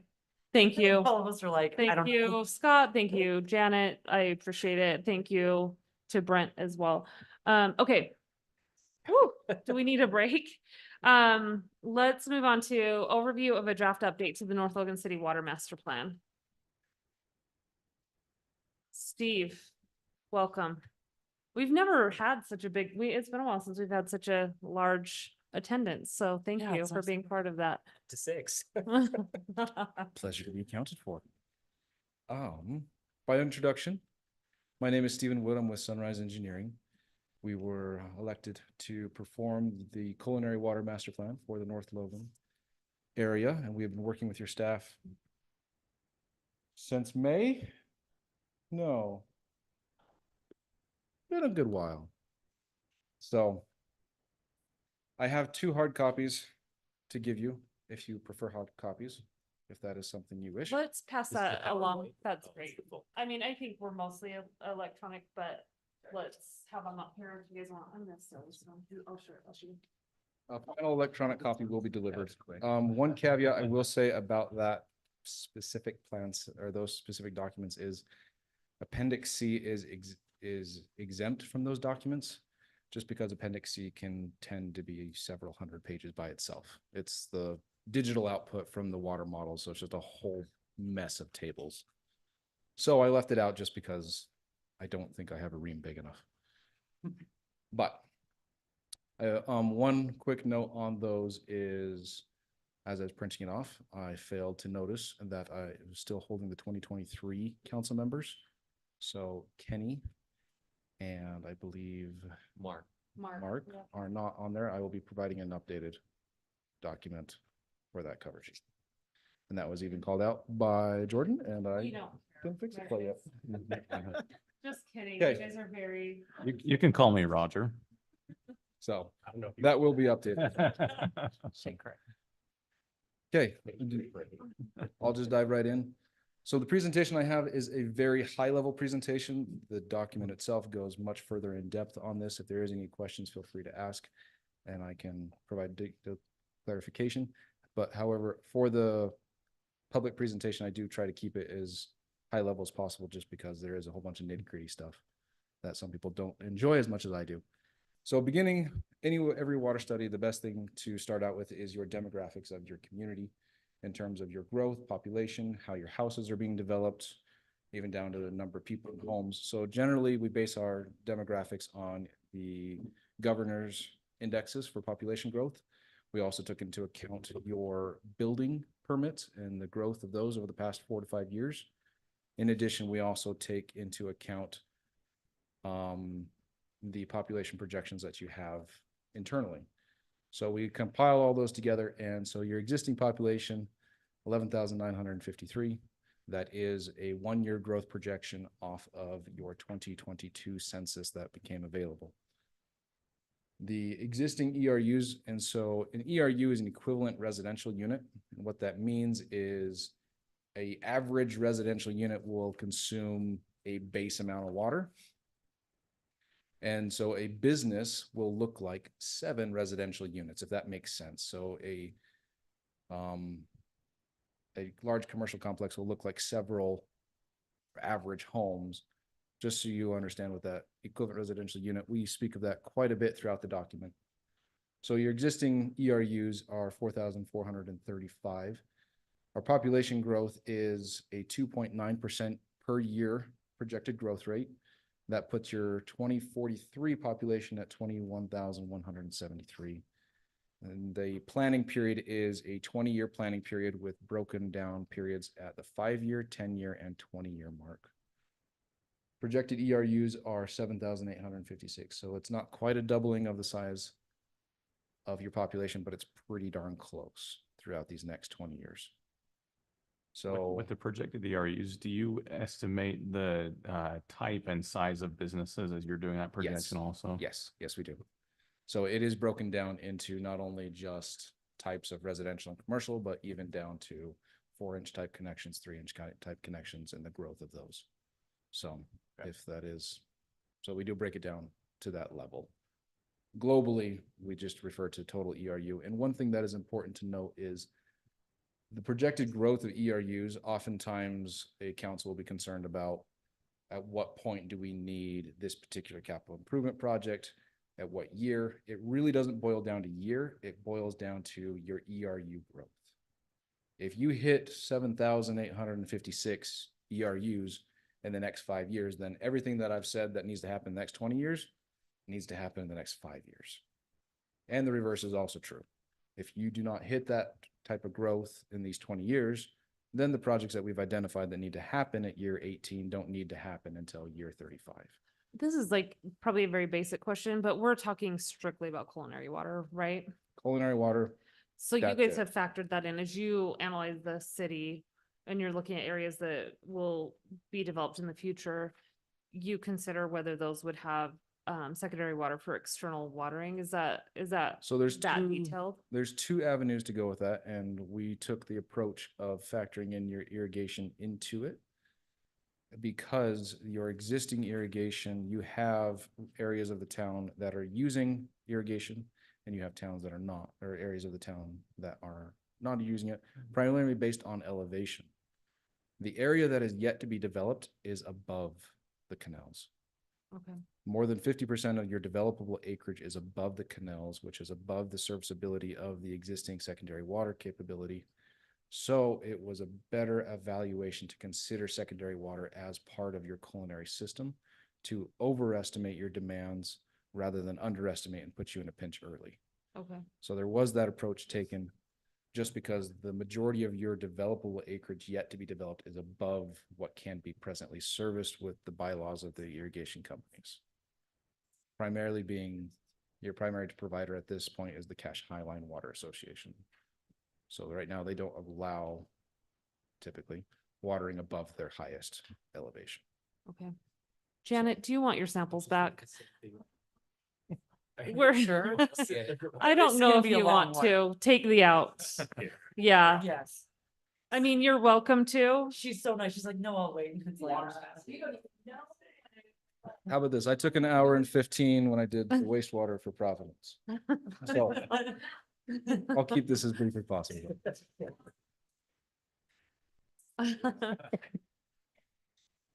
No. So so in terms of population growth and in terms of that evaluation, that is what we approached with the irrigation specifically. Okay. So breaking it down into a water system with the understanding of the growth of people is what drives the growth of your water system. Your water system is comprised of 5 basic elements, if you will. The first is your water rights, second, your water source, third, water storage, water treatment, and then finally your distribution. So what that is your water rights is your legal use to water. Water source is actually what your sources are capable of producing. Then your storage is the volume that you have in your concrete storage tanks and how that is utilized. Water treatment, of course, is the cleansing, if that's a word, the cleaning of your water for culinary drinking. And then water distribution is the delivery of it for both average day use, peak day use, and your fire suppression system for your fire hydrants. On the right is it's what we call the 5-point analysis. This is in the document. If you want to think about it, there was one sheet in this master plan that you were to take and kind of say, this is what the growth of our city, this is it. And so it's got your growth in the top left corner for ERU and population. The top right is your division of drinking water standards that you are held to. Any clue what page this is on? Sorry, this is appendix, Oh. I want to say B. Okay. B or A. One of them's well rights and one of them is, B is well logs, A is water rights, then it would be D. I B is apologize. cost estimates. All right, go to the next one. E, 5-point analysis? Yep, that's Okay, it. E. I apologize. We'll get there. We'll get there eventually. I'll get to the alphabet. So. Yeah. So what this is, and I don't want to spend too much time as it, I actually break this down in the next further slides as we go through this section, but the 5-point analysis is just kind of an in-depth evaluation of those 5 items, comparing what you have against what your standards are from the Division of Drinking Water. So the first piece, if you want to go, Are ERCs Yep. the same as ERUs? yes. Okay. ERC is equivalent residential connection, ERU is equivalent residential unit. They're used interchangeably throughout the state code as well as traditional culinary water use. So the first point is water rights. All right, Alan, now you can click, sorry. The first one is your water rights, and it's divided up into two basic sections. A volume that you're allowed to use on an annual basis and a flow rate in which you can take it throughout that year. So you could be limited. You could have a water right saying you can only use 1 gallon, but you can take it at 1,000 gallons a minute. It's pretty ridiculous. Or you could have one that you can take 1 gallon a minute, but you can take 10,000 gallons a year. So there's these two governing attributes within a water right. So the first thing that we look at is your volume. So how much can you take in a year versus your consumption in a year? Presently, you have a surplus, and projected throughout the 2043 time period, you will continue to have a surplus. However, that surplus does get down to about 156 acre feet. Acre feet is what they measure volume for water rights in. That is getting close to a not a comfortable zone, if you will. What is a comfortable zone? 600, Okay. 1,000, I'd have. You always want about, I would say, your consumption, you want about 25% of your consumption rate at the end of a planning period. And a 40-year water right plan will protect that. And I believe, correct me if I'm wrong, Lance, got a question. 40-year water right plan. Does North Logan have a current 40-year water right plan?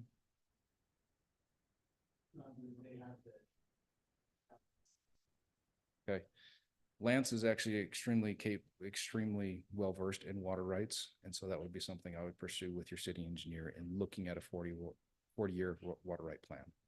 That helps project your city out and protect the water rights that you need.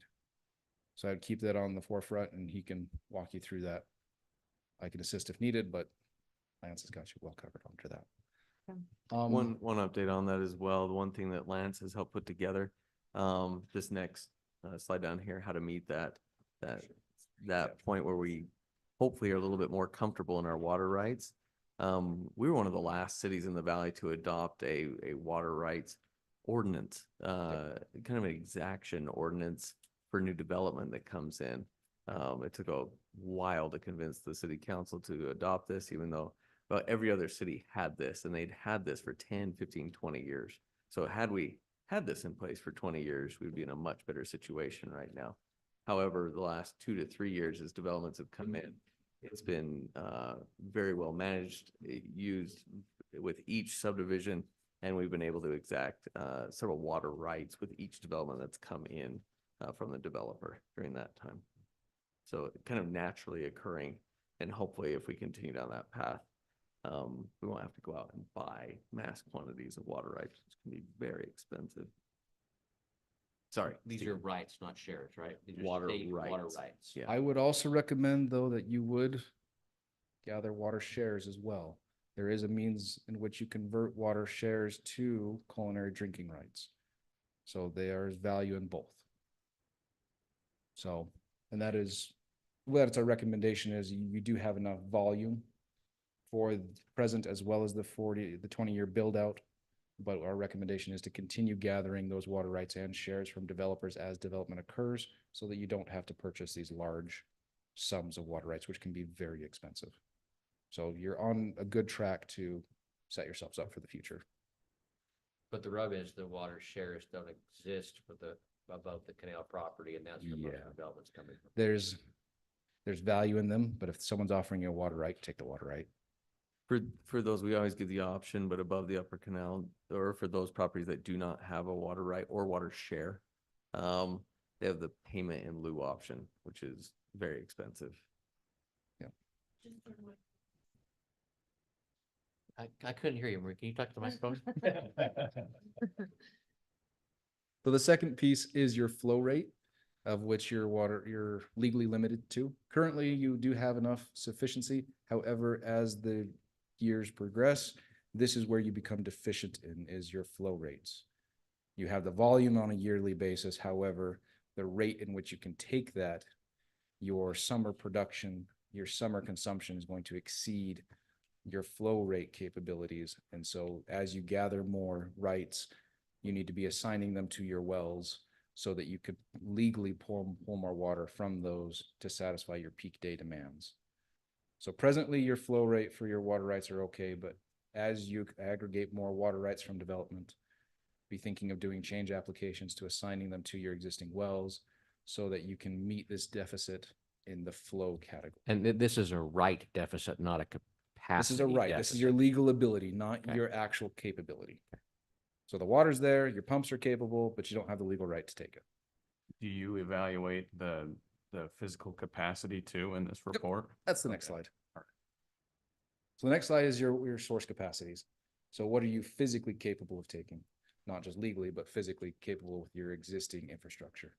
Presently, you have 7 sources of water with an 8th on the line, or on the way, I should say. You have four wells up Green Canyon and a 5th that was recently drilled that is not 100% equipped, but will be in the next year or so. Just for evaluation purposes, the existing sources were used for existing capacity evaluation. All future, it did include that 5th well, just because it's not active right now, but it's going to be active in the foreseeable future. So you've got your 4 wells, soon to be 5 wells up Green Canyon. You also have a water treatment plant that treats the spring water that comes out of Green Canyon. And then you have a Beef Hollow well that is up north from Green Canyon and the neighboring canyon. And then you have a 100 West well that's down by Jack's Tire. So you have these 7 sources. Wells are fantastic because they're kind of an on-demand source. Springs are also fantastic just because they flow naturally, but it is a limited and they are far more susceptible to drought conditions. So the 5th well that's going to be online in the next year, are we already far enough along to know what production level that well will produce? Yes. We do, okay. And There is was the new well needed in 15 to 18 years? Is that outside of that 5th well? That is outside of that well. Shoot. So, but the evaluation, so you are gonna have a deficit in 2043 of 352 gallons a minute. Actually, I think that was a mistypo in my presentation. You have a surplus of 352 gallons a minute. Yeah. So what Look how good we are. Mhm. the recommendation though is for the new well, and the reason for that is if any one of your sources were to go down, you no longer can provide peak day demand. So it isn't meeting capacity that you need this additional well, it is for Redundancy. protection and redundancy systems. So for redundancy purposes, we recommend that at year 15 and 18 that you be looking at developing another source for protection of the system. Other than that, your water sources are looking really well. There was the concern of your existing spring water needs some work with it. But you already have that well in hand.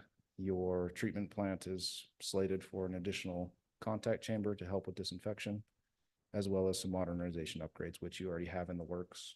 And so we have no concern with them. Go ahead, Alan. Your water storage capacity, this is kind of you're probably already very aware of this need. This is the largest deficit within the water system. So you have a current deficit of about 300,000 gallons. Throughout the next 20 years, you will just grow in that deficit to needing 2 million, about 2.5 million gallons deficit. This, And our proposed is 4 million, is that right? Yes. Okay. that is our recommendation, yeah, at this time. The deficiencies they fall into 2 deficiencies. One is your storage that you need for what we consider equalization. Basically, your sources fill the tanks, your sources do not provide pressure to the system. Your tanks provide the on-demand water and provide the pressure to the system. This is an energy savings method. And so this deficiency comes in the actual storage volume of your daily use of water, but it's also a deficient in fire flow storage volume. There is a set volume in your tanks that is never to be utilized for daily operation, that is to be available for your fire suppression systems through your hydrants. Now, this volume needs to be stored primarily in the highest elevation tank. So you have your tanks at the mouth of Green Canyon, but then you have a couple of tanks over in Beef Hollow, one of which is at higher elevation than the Green Canyon tanks. That particular tank is only a 500,000 gallon tank. And so as demand increases, particularly to the north of, there's a large developments proposed that hasn't been fully realized Wheatland yet. Hills, right? Yes. Okay. As that particular development occurs, it will consume storage from the highest Beef Hollow tank to the point that it will start eating into the volume that is reserved for your fire suppression systems. And so our recommendation actually is to do a 4 million gallon tank presently. And then in the next 10 or 15 years, as that particular land gets developed, another 1 million gallon tank up next to Beef Hollow to help provide that fire suppression. So that 1 million would be That- just fire suppression, That is not, only to address fire suppression needs Okay. because the daily consumption of that development on that highest tank will start to eat into your reserve fire flow. And to alleviate that, you need storage in the highest elevation, not just citywide.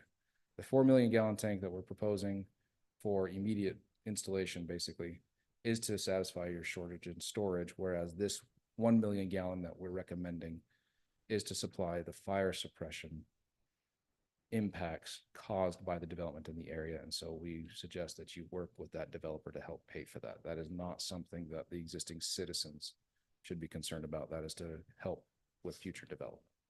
that's kind of the key to unlocking that development then. That is the key. And I did have a meeting with them through this process of the water master plan and made them aware of that. They were very understanding and very appreciative of the meeting and very Okay. appreciative to North Logan to providing that information. So they are aware of that concern. Okay. We can jump to the next category. So water treatment, you have two methods of water treatment presently.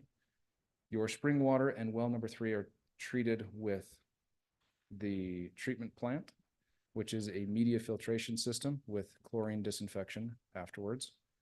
The rest of your wells are not in need of that additional treatment, so they are just chlorine disinfected at the source.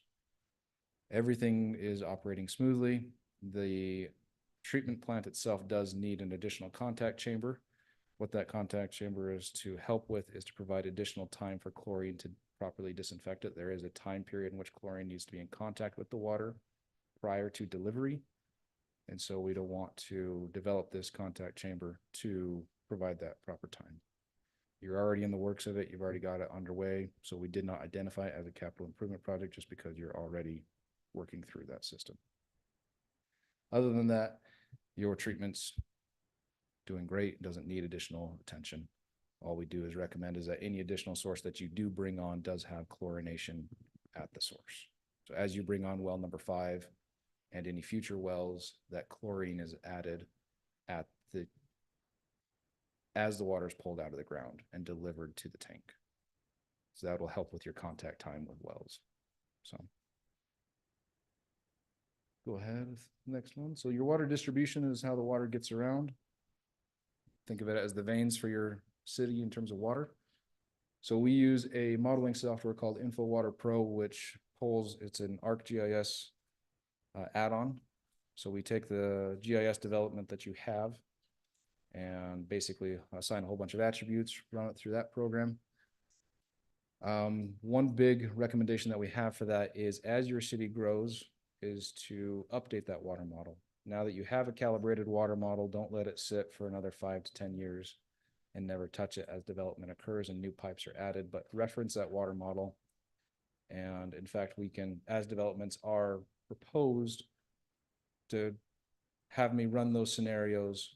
We can tell you if they need an 8-inch pipe, 6-inch pipe, if it needs to be looped or not, all that kind of stuff, so that development doesn't impact your distribution capabilities. So that's an important recommendation to carry into the future, is to continually utilize that water model and not just let it be a stagnant thing after this study. But we have identified several concerns, primarily in pressure, hydrant coverage, and fire flow. So fire flow is considered the available fire hydrant pressure coming out of a single fire hydrant. That's what state code is it does not evaluate for a citywide fire, but a single fire entity. So one house burning, not the entire city's burning. And you are required by Division of Drinking Water for a minimum of 2,000 gallons a minute out of a single fire hydrant, which is above the traditional 1,500 gallons a minute. This is primarily due to your commercial areas as well as USU's involvement. USU does have some very sensitive items that need high fire suppression. Because of their connection to your system as well as the commercial area is the reason that you have a higher flow rate on your fire flow. So there were two projects that were identified for citywide fire suppression needs. That was one, the 1 million gallon tank to be added for the volume, as well as during the fire hydrant testing, we found that there were a series of hydrants that needed repair and replacement. And for that, we actually recommend that a citywide fire hydrant test be performed, that every hydrant is exercised, evaluated for replacement or not, just because of the high percentage that we did encounter. But your water system is, in all of my meetings with Zach Root, he takes quite good care of your system. You should be quite happy and pleased that you have him and haven't lost him. He's quite the resource. He takes extremely good care of your system and was aware of a great deal of what we, if you want to say, officially discovered. But we identified 9 projects that were identified for distribution system deficits. These are inabilities to provide fire flow. So if there was a fire hydrant that could not produce the required fire flow, we identified it with a project and how to address it. There are 2 primary areas that should be addressed. One is they're both on the north side of town. One is bracketed by 800 East, I believe, and 1200 East and north of 2200 North. That can be adjusted with a PRV station setting, so no cost really to the city. And the other one is the power line trail connecting the Beef Hollow area to the area northwest, both of which can address those large areas rather quickly. Then 7 projects were identified for system operational needs. These are not failing, but aging infrastructure. They were working with both Jordan and Zach. We identified those areas that are of concern and need to be replaced. Not immediately, but there is some planning efforts toward replacing those systems. So we'll jump to the next one. So there are 21 projects identified with a total project cost of 29,800,000.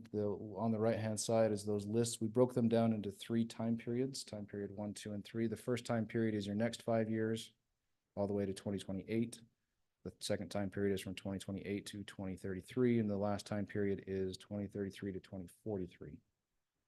So we'll just touch base primarily on the first 5 projects. One is the 4 million gallon bench. Let me just ask you before you do that, because you talked about it's really tied to the projected increase of number of Yes. units. And so is that an equal division or is it an unequal division of those numbers that you gave us, the potential, the projected increase in the number of units? Where you said if you grow faster, you're gonna need it sooner, if you go Yes, slower, yes, you're gonna need it sorry. slower. These are tied to the projected ERUs that are listed in the actual master plan. And between those 3, is it a equal kind of third number of units or is it? No, because growth is exponential, it is an exponential growth. So the first 5 years we'll receive about 386 ERUs. The next year we'll receive about 460. And then the next 10 years receives the remaining. That's how that maps out. Okay. So it is an exponential growth. It is not broken up equally. I understand that population growth is exponential, but ERU growth is exponential? Yeah. So your population is growing exponentially. So every 3 people, about 3 people take a home, which is 1 ERU. And as more growth comes in, more grocery stores want to come in to supply that. More gas stations will come in to supply that.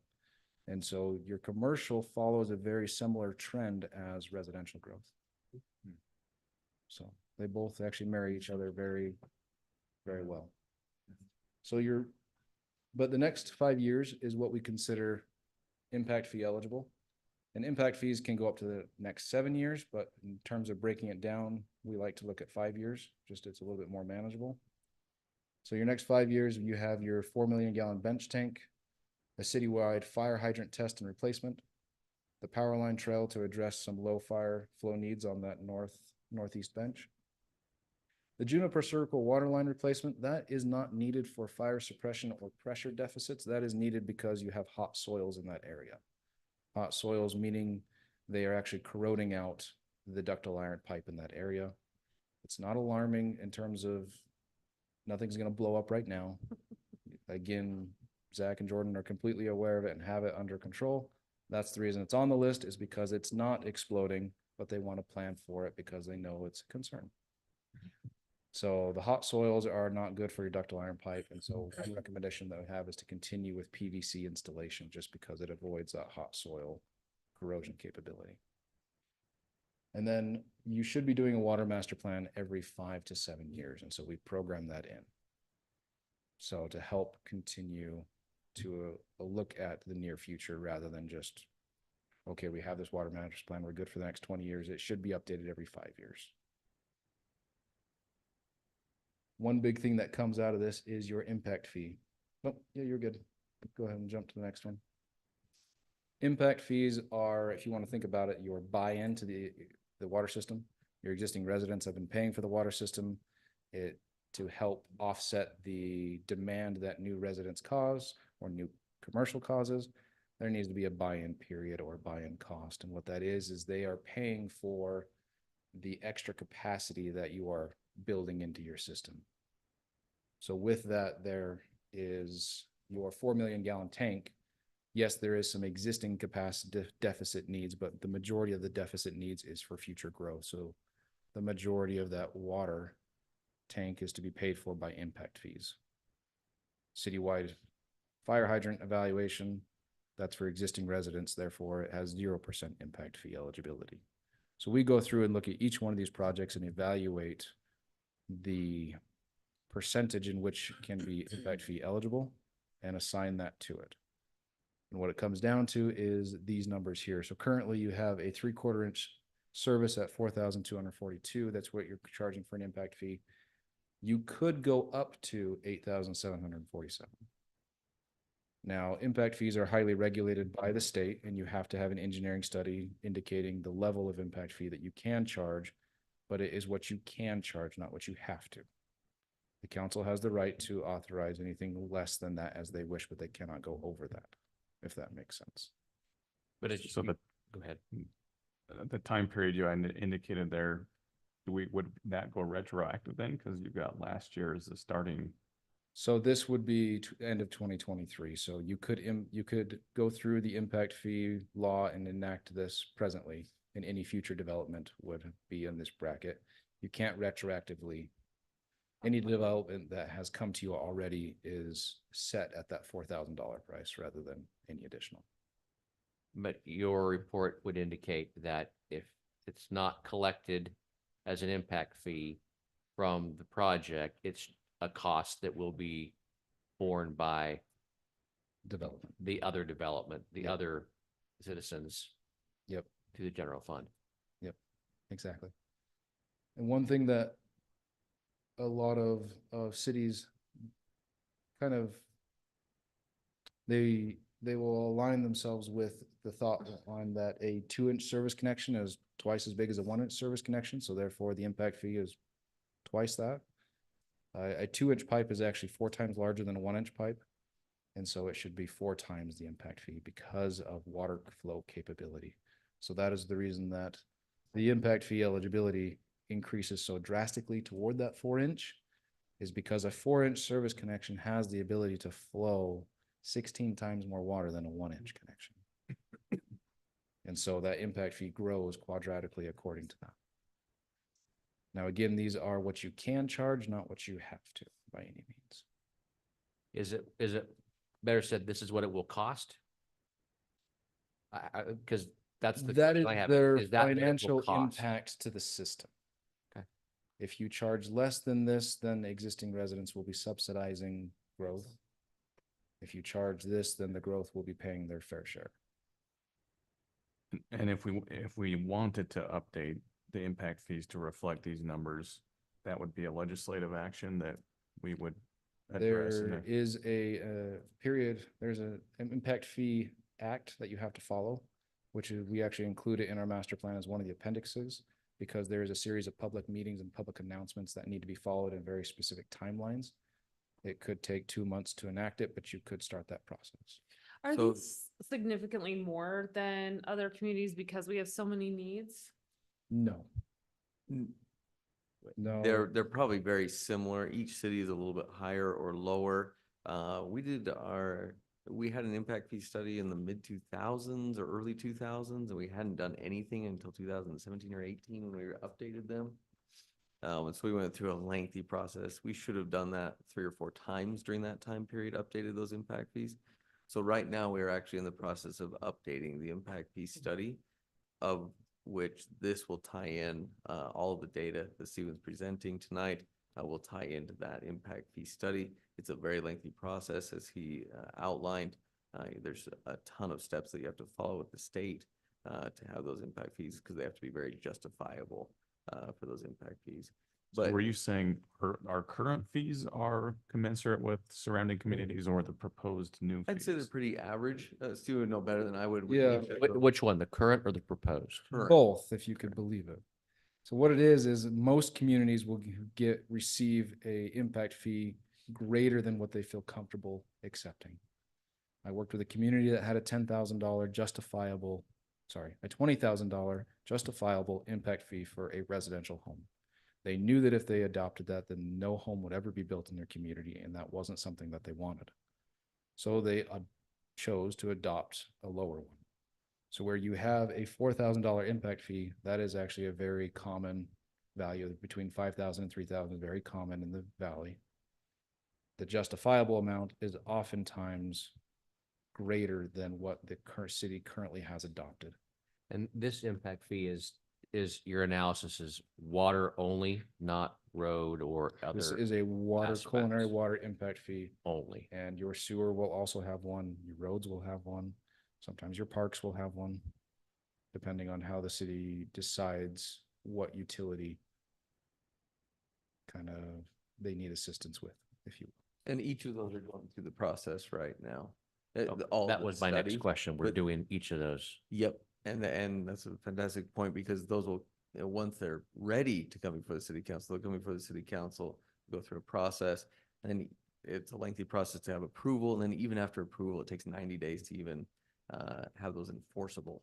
So there's a approval, you wait 90 days, and then they're enforceable. at There's that a point. grace period that if I was sitting here, sitting on 10 acres, thinking if I wanted to develop it, and all of a sudden I see that the city council has approved an impact fee, it's not you're out of luck. It's now twice as expensive. I now have 90 days to make up my mind before that impacts me. Understood. But the engineering analysis that needs to be done to justify the maximum impact fee has been done. That's what you've Your done, water right? system has been completed in Okay. connection with this water study, yes. So. Impact fees are always a fun topic just because it is a topic that regards how you want your city to grow.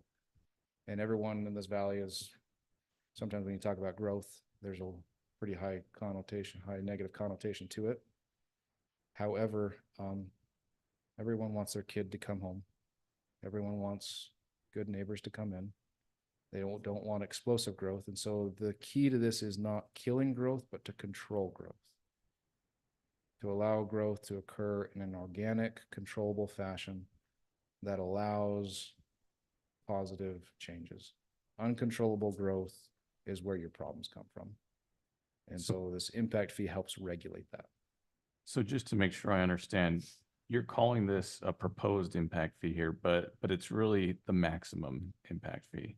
So Yes. not necessarily what you would propose, but what No, we could what, maximum. yeah, the recommended, in terms of my recommendation, this is your official professional recommendation as to a max impact fee. Okay. I would not propose a specific impact fee for you just because that is getting into politics, and I don't like politics. I like numbers. What you adopt in terms of the impact fee is very tied to your feel and how you want your city to grow in terms of connection with a general master plan or something of that nature. Okay. So I'm getting long-winded and let's move on, I suppose, right?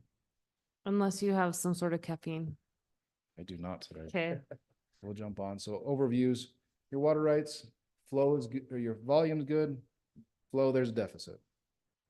Water sources, you have sufficient for your current needs and projected future. However, sources, you should be looking at getting a redundant well in the year 18 or so. Storage, you have a current deficit and that deficit's only going to get worse. And that tank is needed immediately. The treatment is you have good treatment planning, as well as the existing concerns that we have are being addressed already with your plans moving forward. And distribution, there have been a series of capital improvement projects identified to help with areas that may be receiving poor fire flow, and those are outlined in the capital improvement project section. Can I just ask one question? With the flow water rights deficit, you talked about closing that deficit by adding water rights as to existing wells and as the new wells come online. Yes. What I'm not familiar with though is how likely that is that we are able to accomplish that. Is that an easy process to get additional water rights? in So through existing your wells? existing ordinances, you're already collecting water rights and you already have a bank of them to some degree. What is required is as you collect these water rights, is you have to do what's called a change application with the Division of Water Rights, in which it will allow those water rights to be assigned to your existing wells to give you the legal right to pull more water. That process can take anywhere between 3 to 6 months, depending on protesting. And I'll just tell you, to purchase them on the market, we were trying to do that for about a year straight. It was nigh impossible. It is very difficult right now to purchase water rights on the open market. So I guess that's what I'm really wondering is at what point does this water right deficit affect our ability to, like, at what point should we be limiting growth because of this water rights deficit? And that's a key question. Yeah, I and we'll think provide we'll be that. fine for several years because we do have that new ordinance that our city engineer Lands put together and that we've been enforcing for 2 or 3 years. And that's really helping us right now as far as obtaining water rights and shares that we'll need. It looks like Lance has a comment. Lance, do you want to come up here?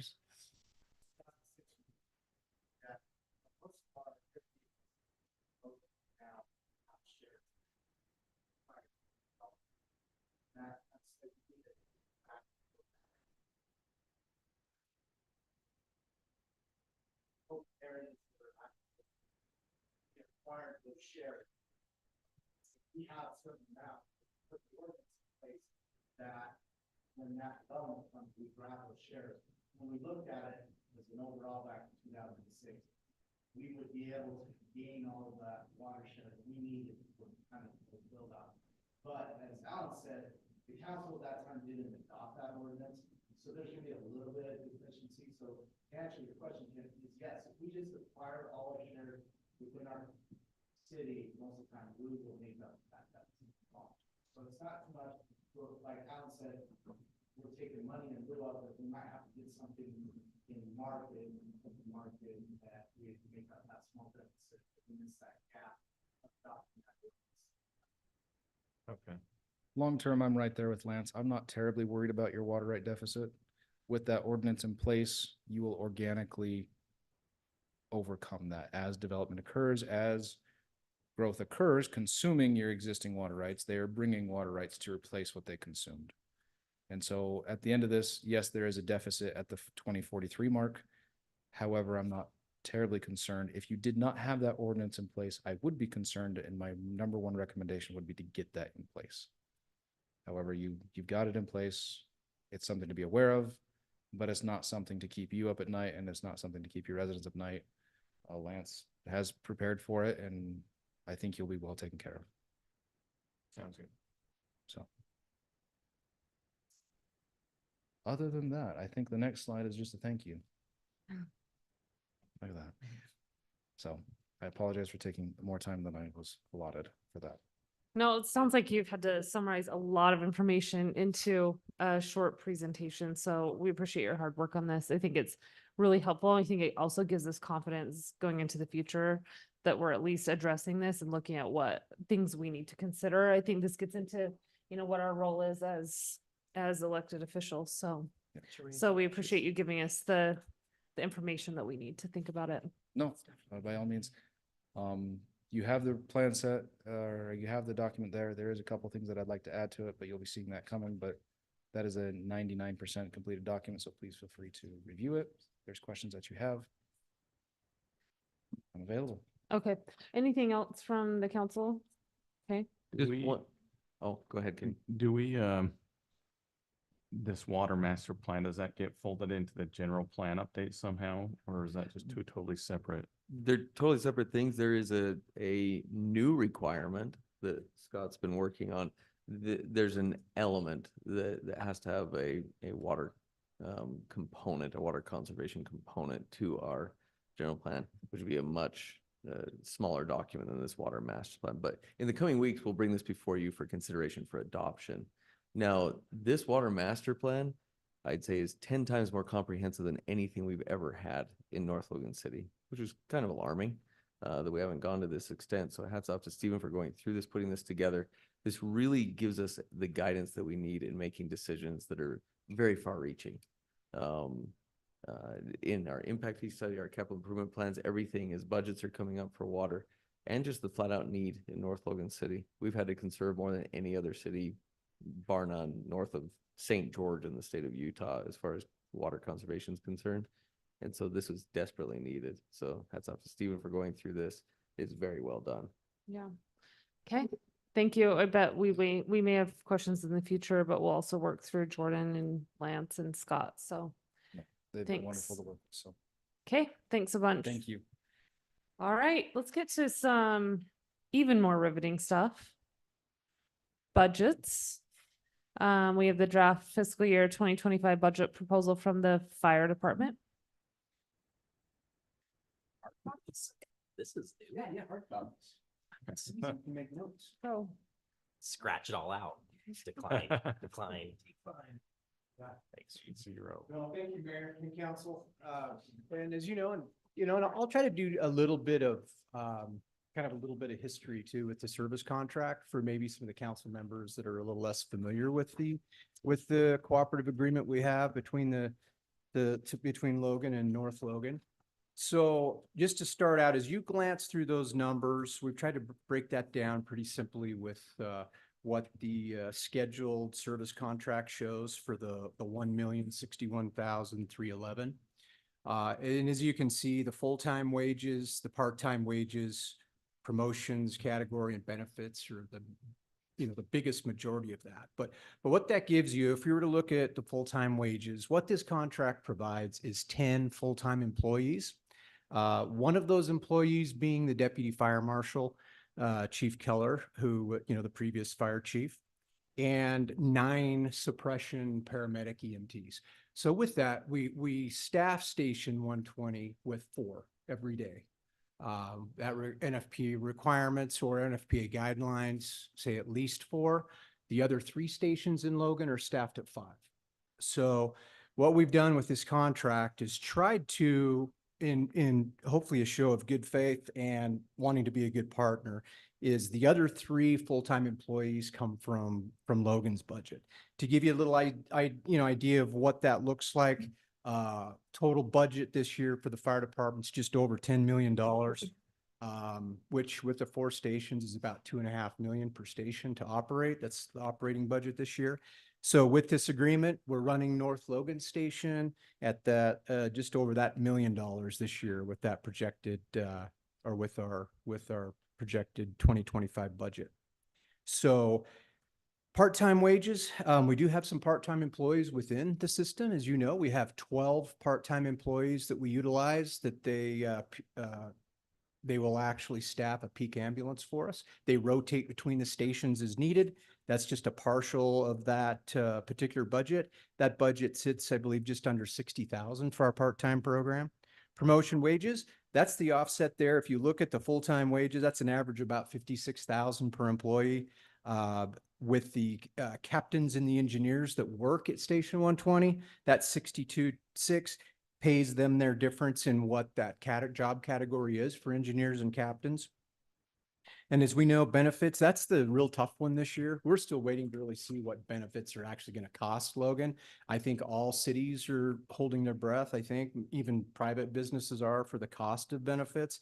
That's the one thing that Al and I have talked about, that could still be a moving target for us. We're hopeful that this is super close. There's probably a modest projected increase for employees, hopefully at least a COLA of some sort. I don't even know what that really looks like right now. I haven't heard from Logan City. And then, of course, overtime comes from Federal Labor Standard Act rules. Fire schedules, as you know, are super complicated. They're 53-hour work weeks. So this doesn't mean like it's every hour over 40 hours. Fire department members over 53 hours weekly actually earn overtime. So I can share more details with you there if you have any questions. The other things are just the operational numbers, with the maintenance. The other unique thing with the service contract is for maybe the new council members, maybe they don't know this, North Logan still owns their fire apparatus, right? Logan City provides the personnel to operate those, and then Logan City Shops maintains those, and we fuel those through this budget. So kind of a unique part of that is that the other unique thing, ARF training, that's the airport firefighter specialty that has to be recertified every year. All of our ARF specialists are located here in North Logan because of its proximity to the airport. So that's what that ARF line is. They're under our special department supplies. So that's kind of a new one that I wanted to make sure got in there so Alan could see what that is. Everything else I feel like is pretty straightforward, but I don't want to dwell on things that make a lot of sense. I wanted to try to keep it fairly brief. So if there's anything that jumps out on there, fire away if there's questions you might have. Okay. Council, any specific questions on this? It looks very straightforward. The trying to- only, oh, go ahead, Kenny. keep I was cutting just you trying to off. reconcile this number with the number in this The spreadsheet master. there, which is slightly different. It's this number right here. So, oh, you can't even see my cursor. So Yep. column D, line 31 is Yeah. a contracted amount on a multi-year agreement. These years down here. So we are in year 5 of this agreement, and each of those levels are a set amount. And in year 7 is the bigger jump, and that's to add those 3 additional FTEs. But you see, this is the agreed contract that we had for those multiple years. The other fees that you see through here are just us taking care of the actual fire station. So station 120 there on 12th East. Okay, okay. So that's where you'd see the discrepancy between the two. The other thing I just wanted to point out is Chief has put together a very good plan. In fact, it is very advantageous to North Logan City to look through this because, as he mentioned, North Logan City still owns the apparatus. So fire ladder trucks, fire engines, several of the other pieces of equipment, and the station itself. And as you described in the last meeting, you went over kind of an option down below here in the budget. We're gonna have to work with Logan to replace one of our ladder trucks or our ladder truck in the next few years, and this could reduce the actual cost of that down from 2 million over 2 million, and lead time of 1 to 2 years, 2 years to get those ladder trucks down to 3. purchasing I'd call it the very old Logan ladder truck is probably like what, 8 years old, 10 years old at this point, maybe 12 years old. Yeah. For a very reduced cost. And so, but I wanted to point this out because the two kind of unknowns right now would be that and the SAFER grant, which would help with employee and staffing in the future, that grant to help meet those rising demands. So those things will come before you, probably in a separate individual budget item, sometime this fiscal year.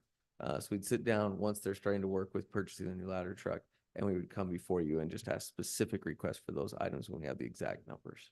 So that would come before you as a separate item at that point.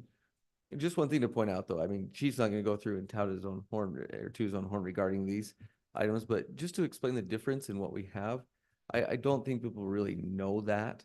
between North Logan, what we're getting from Logan's Fire Department, and the level of service compared to several of the other cities throughout the community. When we switched from a volunteer fire department, which they staff for 20 years and did an amazing job. But the difference in that, we found that we couldn't, the volunteer model was kind of dying. There weren't volunteers. It was very difficult to staff.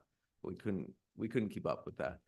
So the next step is to go to a full-time volunteer department where we don't just have one person maybe on staff and then the other volunteers respond and then come to that EMS emergency or fire.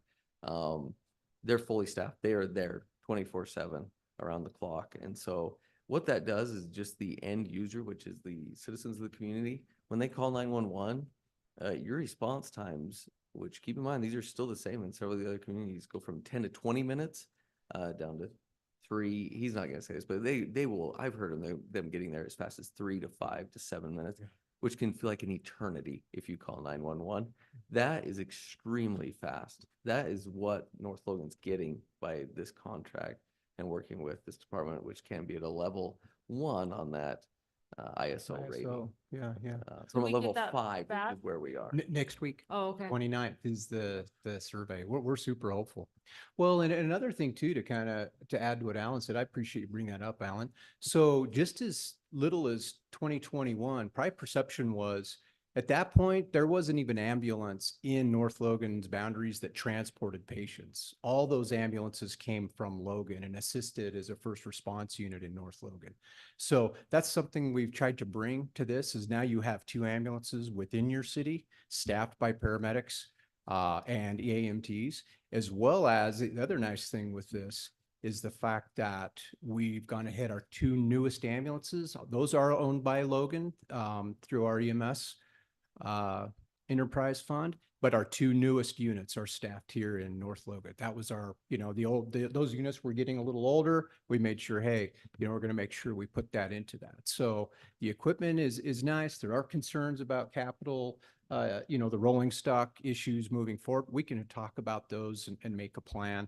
I'm going to be meeting with Dathan next week to at least try to get something down. But yeah, I think for now, I think everything's pretty straightforward. We're trying to provide a great level of service. Response times are excellent within North Logan's boundaries. And yeah, we're super hopeful with the ISO of becoming a 1. I think it's very, very likely it'll be a win for North Logan and Logan. So Yeah, absolutely. yeah. Anything else that jumped out to you have questions? We'll talk to you at length at the fire station tour. Oh yeah, Right. yeah, that'll be good. Now is everyone coming next week? I'm in. I mean, I'm also in. Excellent. All The right. important ones will be there. I'd rather be there than Denver. Thank you. Yeah, thank you so much. Hey, let's move on to economic development. You'll do that, Alan? Yes, I can go over this. This budget is relatively simple. And just jumping through these items, when you look at the Economic Development Department, which was created about, I'd say 5 years ago, we didn't have one before that time. Well, about 6 or 7 years ago, but really geared up the last 5 years. Now we have a contract through Business Dynamics. That's the majority of the wages. And then we also have an intern that helps with economic development. So those are the 2 employees that you're seeing there. And as you go through all the other things, there is some travel training, some other things. A lot of that is to get contacts for businesses, for site selectors for businesses. And what you're seeing is a extremely large return on investment. The reason I say that is you look at this, we usually don't spend that entire budget. That's kind of a worst case scenario is what we're looking at here. In fact, we've tried to trim it down the last few years. The amount of business that is coming in through this contract, some years we've had probably very minimal businesses. Other years we've had 2 or 3 businesses come in through our economic development department. And each of those businesses, if you think about it, bring in $200,000 to $300,000 in revenue to the city. And so this is a return on investment that you're seeing. And with things like the new Rush Funplex that was brought in specifically through this, which will be a catalyst to bring in other businesses that are following suit right after that, you'll see a large payout in what we're paying for economic development at that point. Okay. Any questions on this one? I would echo that. I think that it's been an investment and it's slow going, but I think we're starting to see those dividends. So, okay, let's move on to building That's the inspection. best one, Jordan. I had a building inspector at my house today. This is Buzz's favorite budget. Because we just give it back. Yeah, so building inspection budget is pretty simple. I don't know if Mark or Kenny are familiar with this, but how it works is we're in an agreement with Hyde Park City. They do our building inspection and we split the fees 80-20. They take 80% to cover staff time and wages, and then we take the 20% to cover our administrative fees as well. So what we do on this is we usually project what we've seen in the last year for building permit fees as the income, the revenue line up there on top, number 4 or line 4. We project that this year it's probably going to come down a little bit at 210. The current year that we're sitting in now, we're at 190. We don't see that jumping very high in the next coming months. But as Smiling H comes in next year, we anticipate that could hit that 200,000 mark. So as we come down through expenses, the expenses are just pass-throughs, like we said. The 180 is for that professional and technical to Hyde Park. Plan check fees are a automatic fee. The new line that we added this year is on 13, the 10 424 450 is in third party. We're going to look for a new software this year to help with all of our development and encroachment permits and tracking all of our projects. And a portion of that software fee would come out of the building department. So at the end of the year, we would, under this current budget, we anticipate a revenue at the end of the year of 24,000. So any questions? It's a pretty simple one. I don't think so. Any questions on that? Buzzy's favorite. Okay. Building and, oh wait, community development department. Seriously, no one brought treats as part of their budget presentation? They're cutting back. It wasn't budgeted. Oh, that's it. That Park and Recreation, are they the ones that bring in treats? Yeah, where's Jesse? There's Jesse. Okay, so community development, It's 2023. so looking at the top here, so last year we had a grant come in through UDOT to our general plan. That's why you see that 65,000. We don't anticipate having that same type of revenue this next fiscal year. But we do anticipate a slight uptick in our zoning and subdivision fees. We recently modified our fee schedule to increase those slightly. So this is a rough estimation. You never know who's going to come through the door with applications. So we'll see. A lot of it's market driven with just, the interest rates and the housing market. So just a little bit of revenue there. Going down into the expenses, one of the bigger changes that you'll see in the wages section, we have an intern working under me in community development, and we had previously been taking his wages out of the professional and technical consulting line item there. So you'll see back in fiscal year 24, that was slightly higher to accommodate for that intern. We've since kind of moved his wages into the one wage line item as he's a W-2 employee, not necessarily 1099. So that's kind of a jump there, plus an incremental increase just on the annual. We do have, we anticipate a slight uptick in the benefits section as well. The rest through dues, fuel, travel training, supplies and repairs hold constant, telephone.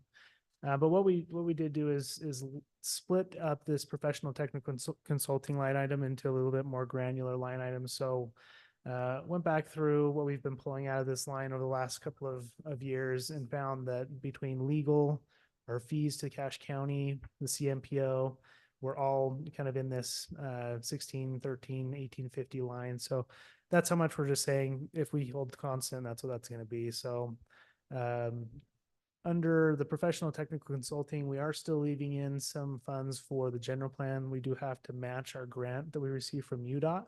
That's a $20,000 grant match. And so we're splitting that up over 2 fiscal years. So there's 10 grand in each year that we anticipate needing to cover.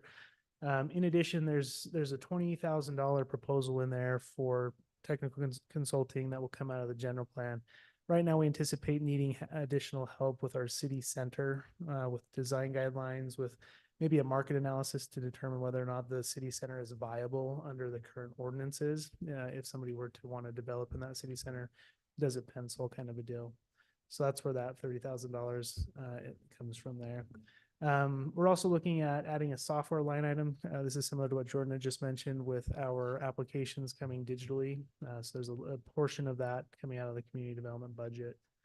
Some capital equipment set aside for vehicles that we use, city vehicles as well. That's about it. You guys have any questions on roughly what's proposed here? No, thanks, Scott. I appreciate it. Anything from the council? Okay, thank you. Wait a minute, is this Oh. where we talk about planning commission, or is that, assumed it was under community development? So planning commission has its own budget, so its own Sorry, which one tab. is it under then? Cause I unfortunately thought it was, Planning commission budget. Yeah, no, I meant more like, sorry. Like, when will we talk about What it? day are we gonna talk about it? I'm trying to think of what budget that comes under. I think it's right Okay, before general expenses. sorry. I am so sorry. I assumed because it was under sort of like your purview would be here, cause Yeah. I didn't see it as own separate. Apologies then. I'm so sorry, Nancy, that I made you come to this.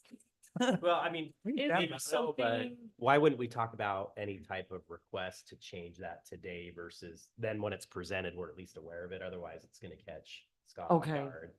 Yeah, I'm fine with that. That are I up don't here. know what this is about, but My only yeah, thought you have was some input. with our last, with the extra responsibilities we're asking of the planning commission, I just think it would be a good idea to consider paying them more. For the general plan and all that extra work they're working on. That, and also we're asking them to be doing subdivisions, much more tight review timeline, things Yeah. like that. I don't, like, is that a planning commission? That's a community development. Yeah, However, the big issue when you talk about the pay for the planning commission that's coming up is related to proposed bill that would be, I'll be honest, an absolute nightmare. Not because of the emphasis on transparency, but there is a bill proposed at the state level by Senator Wilson. by Senator Wilson that says that we have to come and have a public hearing anytime there's a change to Well, then we should elected or definitely change it. appointed officials. So all the city council and the mayor, the planning commission, which are appointed, and then myself and a few other positions throughout the city are all appointed. So let's just say hypothetically, also Scott Perks, let's say he was doing a fantastic job, or the planning commission was doing a fantastic job. And mid-year, you wanted to increase their benefits or wages by $10 Wow. total per month. You would have to do a separate public hearing mid-month and wait and see if you could approve that. It's just an absolute nightmare on every level. I'm just basically venting right now. But the reason it's good that you brought this up right now is because it will be an issue, meaning we will have to have our budget, wages and benefits somewhat set in the coming months. Not that we normally do, but then after that, to make a change of that is a big pain. So that would probably apply July 1, I'm guessing, if it gets through the state Yes. legislature. Okay. Is that even just for cost of living adjustment? Yes, Salary that Yeah. would They also would have still to take have to go through. effect. Okay. It's every year and It's then. because any- there's get me wrong, one I- bad actor. As well, and I do mean this seriously. I do think like as an elected official, for me to say like, oh, let me give myself a raise, I actually don't think it's a bad idea for me to be then kind of put to the fire. I don't think the same should be done for appointed people though. Either way, it's already done. So we Yeah. bring it Yeah. before the public, it Okay. goes through that process. And so none of that is a pain, that already takes place. This is for bad players throughout the state, particularly one that In literally our tried to valley. find In in our county. county ways to hide their benefits or hide their pay. And it's just frustrating right now because we go through this process, we have this approved, it's very open. And it's always on Utah's compensation, whatever, it used to be Utah's right to know, whatever the open compensation site is now. Transparency.utah.gov. Yes, and you can see it at any time, the compensation for any employee. And so that's just, I'm glad you brought this up because if this does get passed, which I hope it does not, you'll have to have those wages pretty much set at that time. Like you said, though, it already comes before the public. It's just after that point, there's not much Well, change at that point that can ever happen. I think I do the, think it would be nice to have a separate meeting sometimes for certain elected officials of my own to be like, Why And do you I- think you deserve a raise? I don't I know. think in general, like you get the Herald Journal who says it every time Logan Yes. City does it. And I think with us, like, I think the 95% of the time, elected officials are probably underpaid for the work that they put in. 100%. And so I just think this is kind of like a symbolic bill that no one asked for. So why wouldn't we still Totally talk to the agreed. planning commission members tonight, though? I mean, Emily called me about this and I'm actually supportive too. That hasn't changed in forever. Now they're gonna have full responsibility of subdivisions that aren't just a recommending body. Mhm. And we're asking a lot. They're taking up the general plan. I just. So here's my question with Well, it'd that. be interesting to see what we could consider looking at. Here's my question with that, because I would say that and you can correct me if I'm wrong, but I would say the majority of planning commissioners aren't even aware that they get paid at all when they do it. But when they ask for. I don't know if we can give a like significant enough raise that that moves the needle. Do you know what I'm saying? Like, on 3% of $25 may not. be well, possible. well, I that's see what I'm your saying, point. unless you do something drastic. And I think like, if you look at it, we're still talking about 8 hours a month, like maximum, right? Mhm. And so, I totally get this, but I'm saying this as a former planning commission member, that I think for the most part, it really is a public service. And I think if you give them $75 a meeting, I'm absolutely fine with that. I just am saying, does it really address the problem?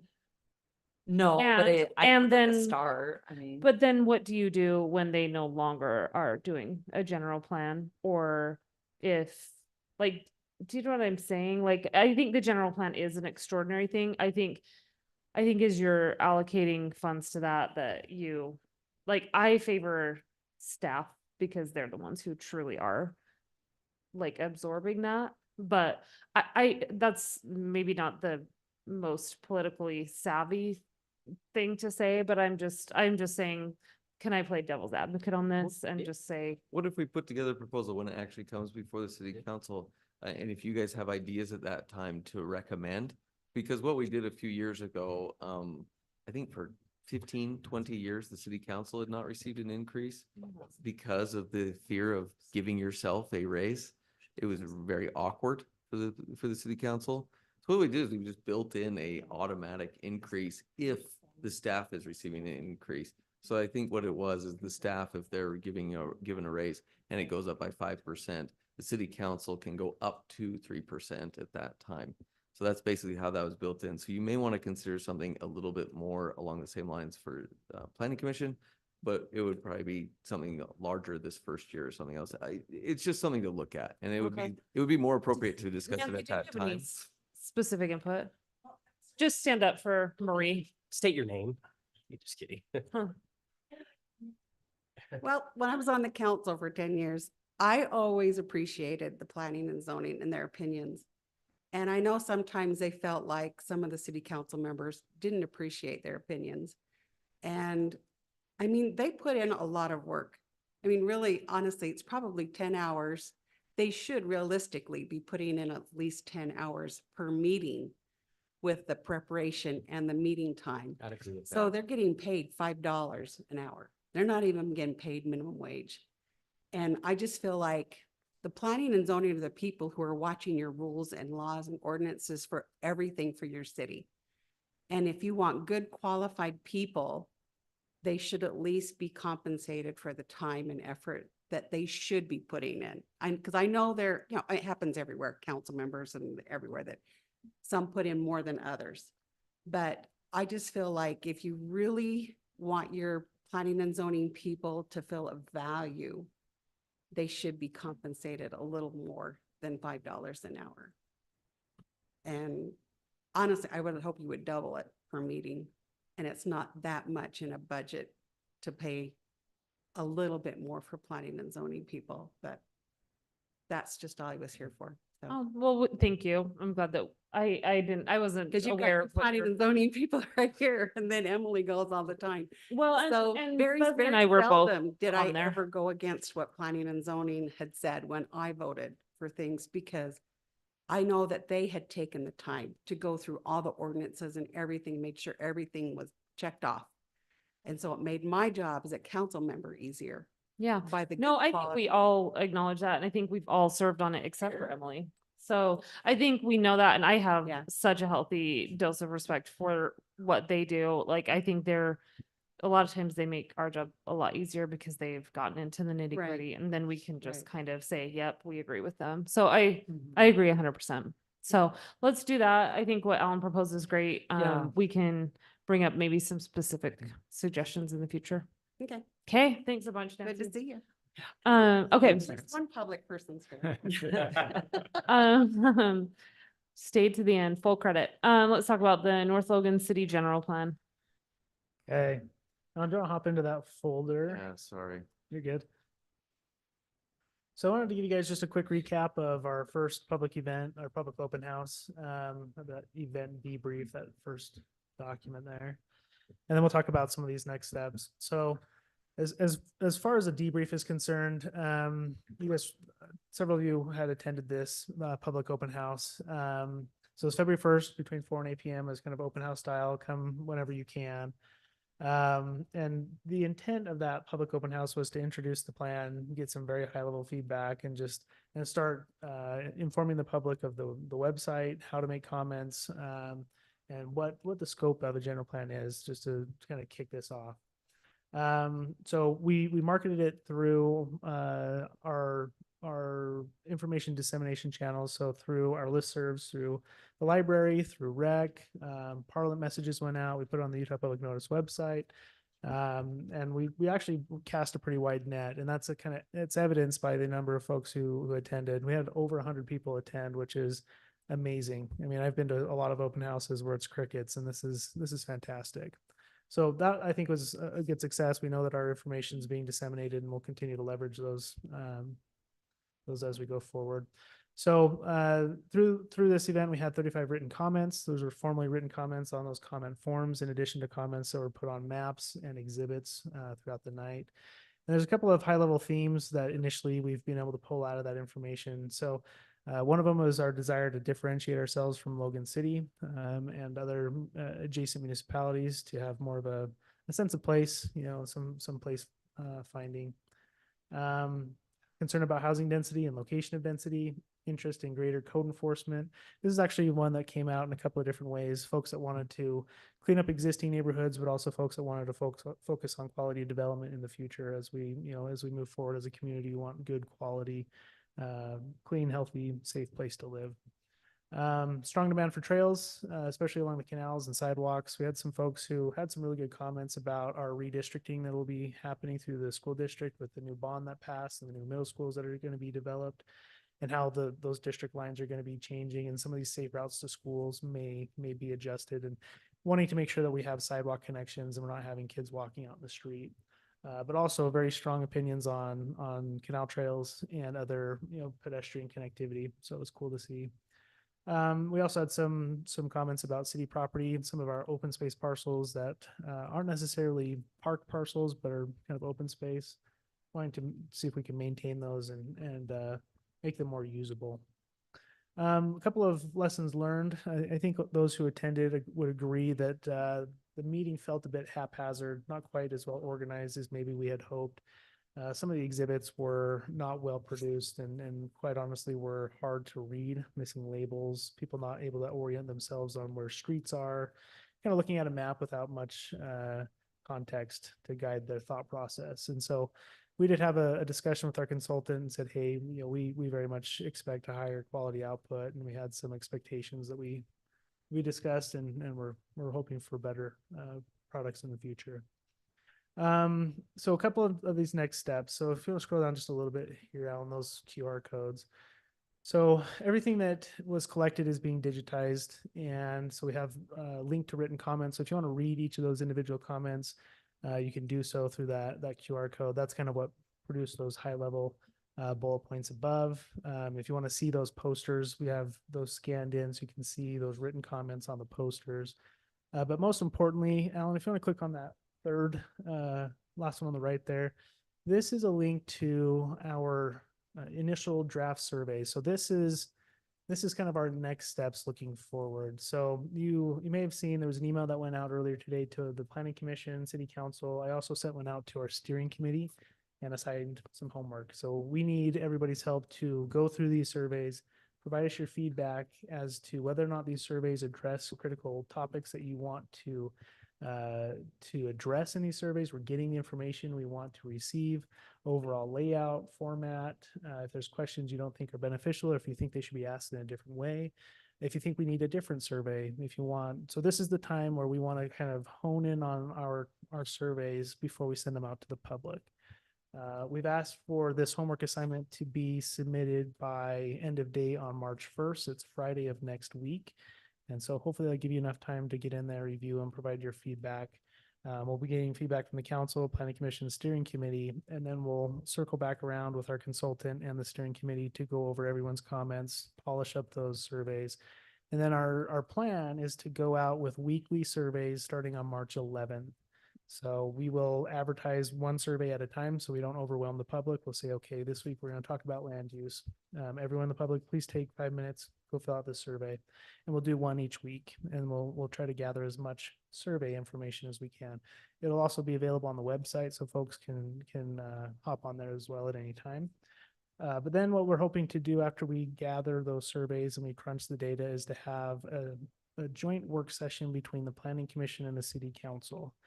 And that is anticipated for either Wednesday, the 11th, or Thursday, the 12th of April. And I wanted to get a little bit of feedback from the council on whether or not either one of those dates would work better for your Tell me guys' those again. schedules. So it's April 11th or 12th. It's the only meetings that we have in April given. I think it's actually 10th and 11th. 10th and 11th, The Yeah, 10th is 10th a and Wednesday. is it? Yep, you're 11th right. is Yep, Thursday. 10th and 11th. Apologies.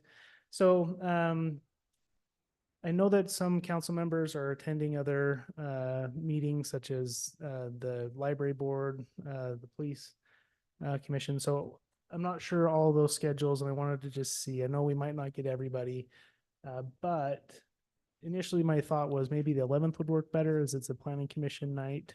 But you guys have any initial feedback on those dates? The library board will 100% be meeting at that time. Right. Just doesn't know. I would prefer the 11th. It's gonna be tricky for me to make it back on the 10th for city council, so I would prefer to do it on the 11th, so I'm there for sure. Do we have council the 10th? Uh-huh. You do. And it's our That's only Tuesday, meeting. right? Yeah. Yeah. And I can't remember, I believe that police commission, correct me if I'm wrong, Buzzy and Kenny, but I think we talked about not doing it in April. We did. So it won't conflict with that. But how could we hold it on the 10th? We have city council anyway. We would do it during city council. It'll be during the Actually, meeting. yeah, it's that day. Yep. And I think that's maybe a little risky too, given that it's our only meeting, Mhm. that we may Yeah. be chock full anyway. I agree. So I'd say 11th, if Emily, you think you can work around the library board? We'll shoot for that. I did send out a meeting invite to hold that date, assuming that would probably work best, but wanted to confer with you, and I'll chat with the planning commission tomorrow and see if there's any concerns that they have. Okay. So, Scott, with that open house, we got 35 written comments written during the open house. Weren't we also feeding people? We were handing out those flyers that had a QR code where people could kind of input free form thoughts on, did we get more comments that way? We did. Yeah, I haven't quantified them yet, but there are additional comments that people have been putting on the website. And so we're still in this information gathering mode, and we'll continue to have that open. And the hope is after we get through the survey process that we will have a pretty good idea as to some general topics and concerns that the public have. And then we'll have this joint CC work session where we can say, okay, here are the survey results. We can kind of wrap our brains around the public opinion. And then the intent beyond that joint work session is that we would then go back out for a public event to have more specific dialogue on specific topics. We'll kind of start being more granular and honing in on some important issues like transportation, land use, those types of things. So we'll be putting together a more detailed schedule as we get beyond that point, but anticipate a public event sometime in early May is what we're anticipating. Okay. You guys have any questions about kind of what the next steps are and which direction we're heading on the general plan? I guess with the surveys, we're still going to try to distribute those surveys in multiple different means and Yeah. mediums so that we cover different demographic groups, right? Yeah, so our hope is to leverage the dissemination channels that we have. We'll also reach out and we've had some ideas of maybe how we can reach other demographics. We have some contacts at some of these senior living HOAs that we might be able to leverage, that asset and get it out to some of those folks who might not be looking for digital communication. So there are options. We do know that we have listservs with thousands of emails that we know has been successful, but we want to make sure the demographic reach is also reaching it to different community members. So, yep, we will cast the net as wide as possible. Okay, Okay. cool. I think that's all I've got for you. Okay, thanks for your work on this. I think I'm optimistic about things only improving from here, so. Yeah. Okay, Okay, thanks, Scott. guys. All right, let's move on to water capital improvement projects. Not that you haven't heard enough about water. No, tell us more. Probably take another hour and a half. Just real quick, as you guys learned, we had the water master plan. Yeah, let me know if you have any comments, questions about that. It's a lot of paperwork. It's a lot of papers, a lot of information. Let us know. One of the big things on that though, that you saw with the impact fees, if we can get grants or loans or free money from the government, it drives that number down.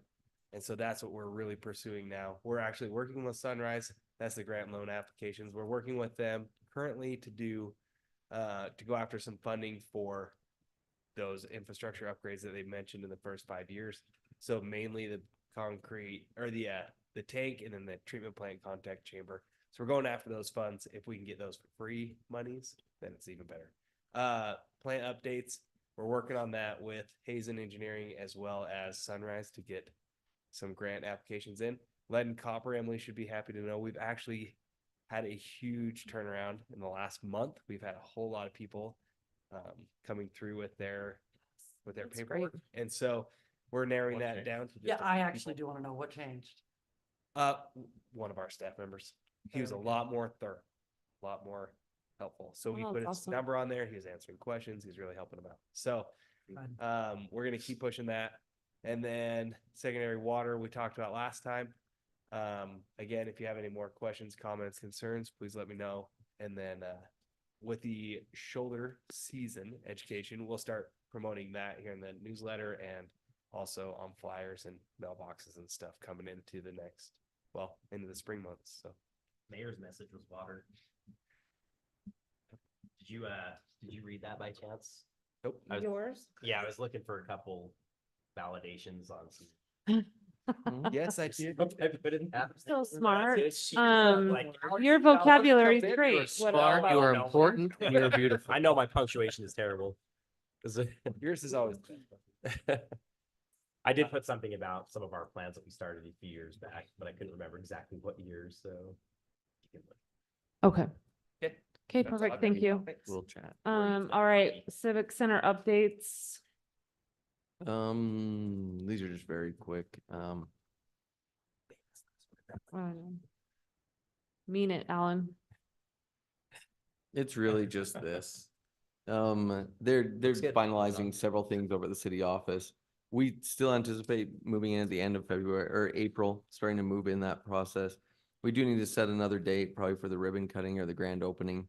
Which would be somewhere in late May, early June, I would imagine.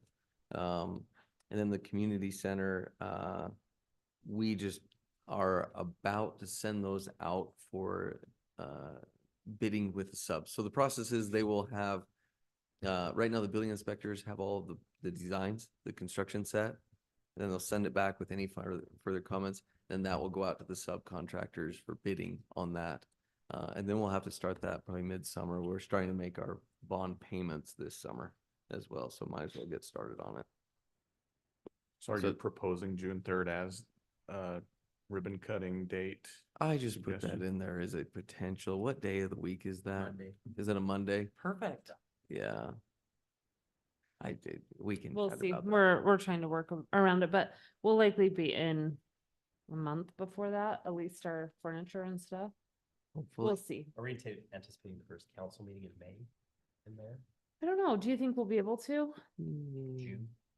Sometime It around. all depends on the Because electrical, like this that, is cold that's for- the clincher. That city council meeting though, that'll be the first time you have a dedicated room just for city council.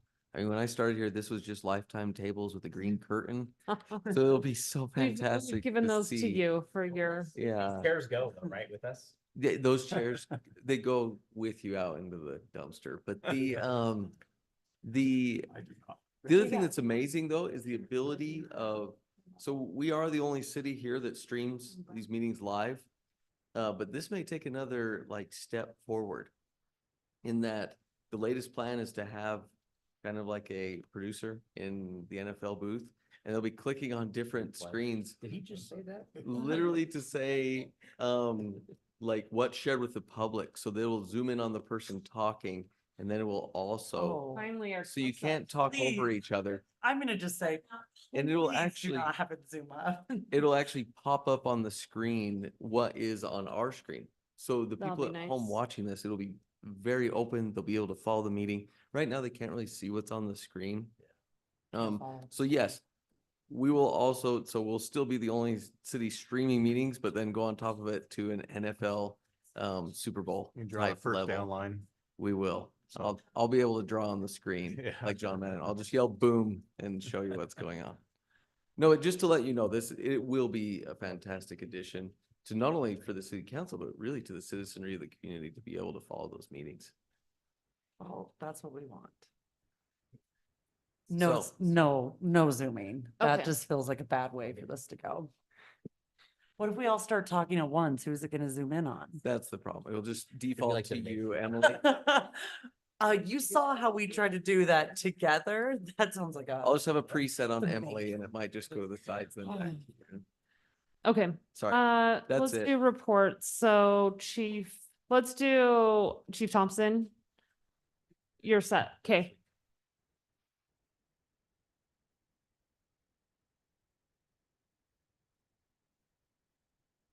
All right, I'll be quick tonight. I just wanted to give a couple updates real quick. First off, thanks to the city council for coming to the ICAC presentation. It turned out really well. It was a heavy night, but I Thanks for- thought the thanks for information planning. presented was Yeah, Thanks thank for the you. drama. valuable. Yeah, home and talk to all my kids. and- On that note, update on our officer, last city council, I talked to you about the Pennsylvania firefighter. Earlier today, our detective from North Park, was out in Pennsylvania and they made that arrest on that firefighter today. And the case is just exploding with what they're finding on that. So he's putting to use the things that you learned about, and it's awesome to see the victims that they're identified and being able to help because of that. So anyway, update on that. We're working on our budget, our policy reviews. 2025 is going to be a big year for law enforcement. There's a lot of new requirements that we have to do. We're working on trying to figure out how to be in compliance with Senate Bill 124, which requires that all PDs have an early intervention system or some type of software for the officers. When an officer is involved in a critical incident, like a death of a child that they come up on, or on medical, or a crash where somebody dies, or an officer involved shooting, the software allows the agency to help track that. And when they meet a certain threshold, they can say, okay, he's had 4 or 5 or 6 critical incidents. We ought to look at getting him some help, or just doing a check-in and making sure he's okay.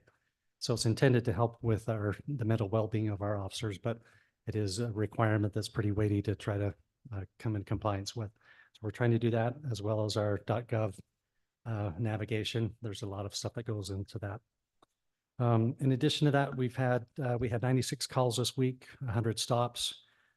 38 of those were actual citations, and the 62 were warnings on that. So we're still below on that, which is a good thing. I would rather be, doing some more education on that. So anyway, we've been busy. Great. Thanks, Chief. That's you. great news. All right. Nothing, Jordan? Said enough? Scott? Marie?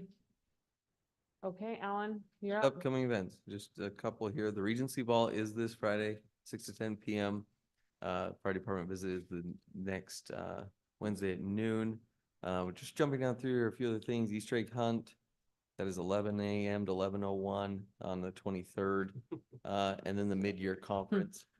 So those individuals who are attending that, I think Scott has lined up all of your hotel rooms. So you should be ready for that. You just let him know if there's any changes or if you need any other information regarding that. So you should be good to go. And you've probably already registered, or I don't think registration's open yet. Registration's not open yet, but when it opens up, we'll register because you get a discount for registering early for that conference. Those are the main things. The only other thing, just keep on your radar. Soapbox Derby is tentatively planned for April 13th. We work with the ASME department or club up at USU, the Mechanical Engineering Club, and they help put that together along with the pumpkin toss, which are two amazing events. And then we'll talk about a green waste, a citywide cleanup. In the past, we've talked about that. We did that last year. It's kind of in lieu of having our green waste bins down at the park, which were just another nightmare for the staff to keep up with. But April 27th is Founder's Day, and in the past, we've used that as a citywide service day as well. That's the day Ralph Smith moved into his home. His home was dedicated on April 27th, 1884. So we'll look at that if that's a good weekend to actually hold that day, but we'll chat about that. City Council. The other things are a little farther out. Sorry, just wanted to go over upcoming events. Just keep them on your radar, keep them in your calendar.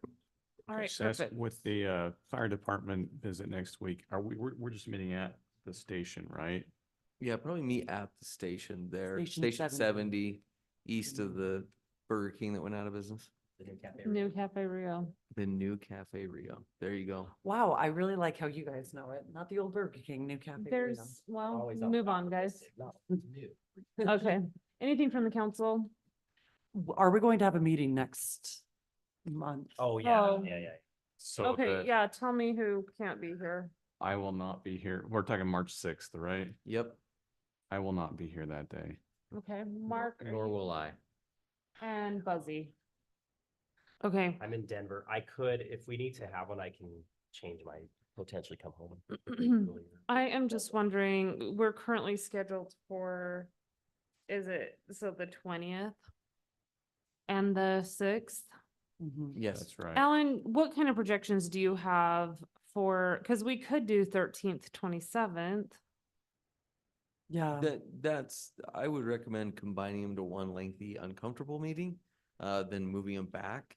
Simply Okay. because it puts us in a difficult position if you do the 27th and then we have the 3rd. We're not What gonna if, do Oh, the sorry, third we though. don't have the 3rd. Yeah, so that was like a So little maybe bit. you could do Can we that. confirm with Joni and then I'll make, if Emily and Joni are here, I'll make that change and get back. I'd prefer that. I mean, I know that's rough for you, but I prefer that just because the one a month is really That's onerous. actually easier for me than the 13th. So Oh, if we okay. can, yeah, it'll be Okay. easier. for me to And switch then that day. especially since we're then only gonna have one in April, I just think we should probably have two in Okay. March. So thanks for letting us know in advance, you guys. So we are. So we're sticking gonna with the keep 6th, them. If Buzzy can. I'll make the and change. we'll- I'm The on two of the- us just won't be there. Yep. Yeah. Okay. As always, if you guys, as you look at the agenda items, if you guys have input that you want us to consider, absolutely email me or call me and I can at least kind of know where your brain's at. Yep. I don't know that we have anything like really controversial or, I've kind of looked at our upcoming schedule and it doesn't seem like there's anything huge. No. But I would love to have a conversation before it with both of you guys, just to make sure you're covered. And Okay. always remember that if you are missing those meetings, the best, thank you. still your ability to provide input in those meetings, if you're not there, we'll send out the information. Please get back. Just let the mayor know, myself, know, other council members, and just your thoughts and feelings on any one of those items so that there's more thorough analysis on anything that's coming before, if you are missing. And you can do it before if you're going to Hawaii as usual, Kenny. Then you'll be okay. Hawaii, you said? Yes. Mark, Mark's going to Easter Island, so. Ooh, that sounds way fun. And I. Okay, let's. Oh, just adjourn. an island. He doesn't wanna Motion get too to- specific. Motion to adjourn by Second. Buzzy, second by Emily, all in favor? Aye. Any opposed? Okay, see you next time, or not. you're the chair. Or not.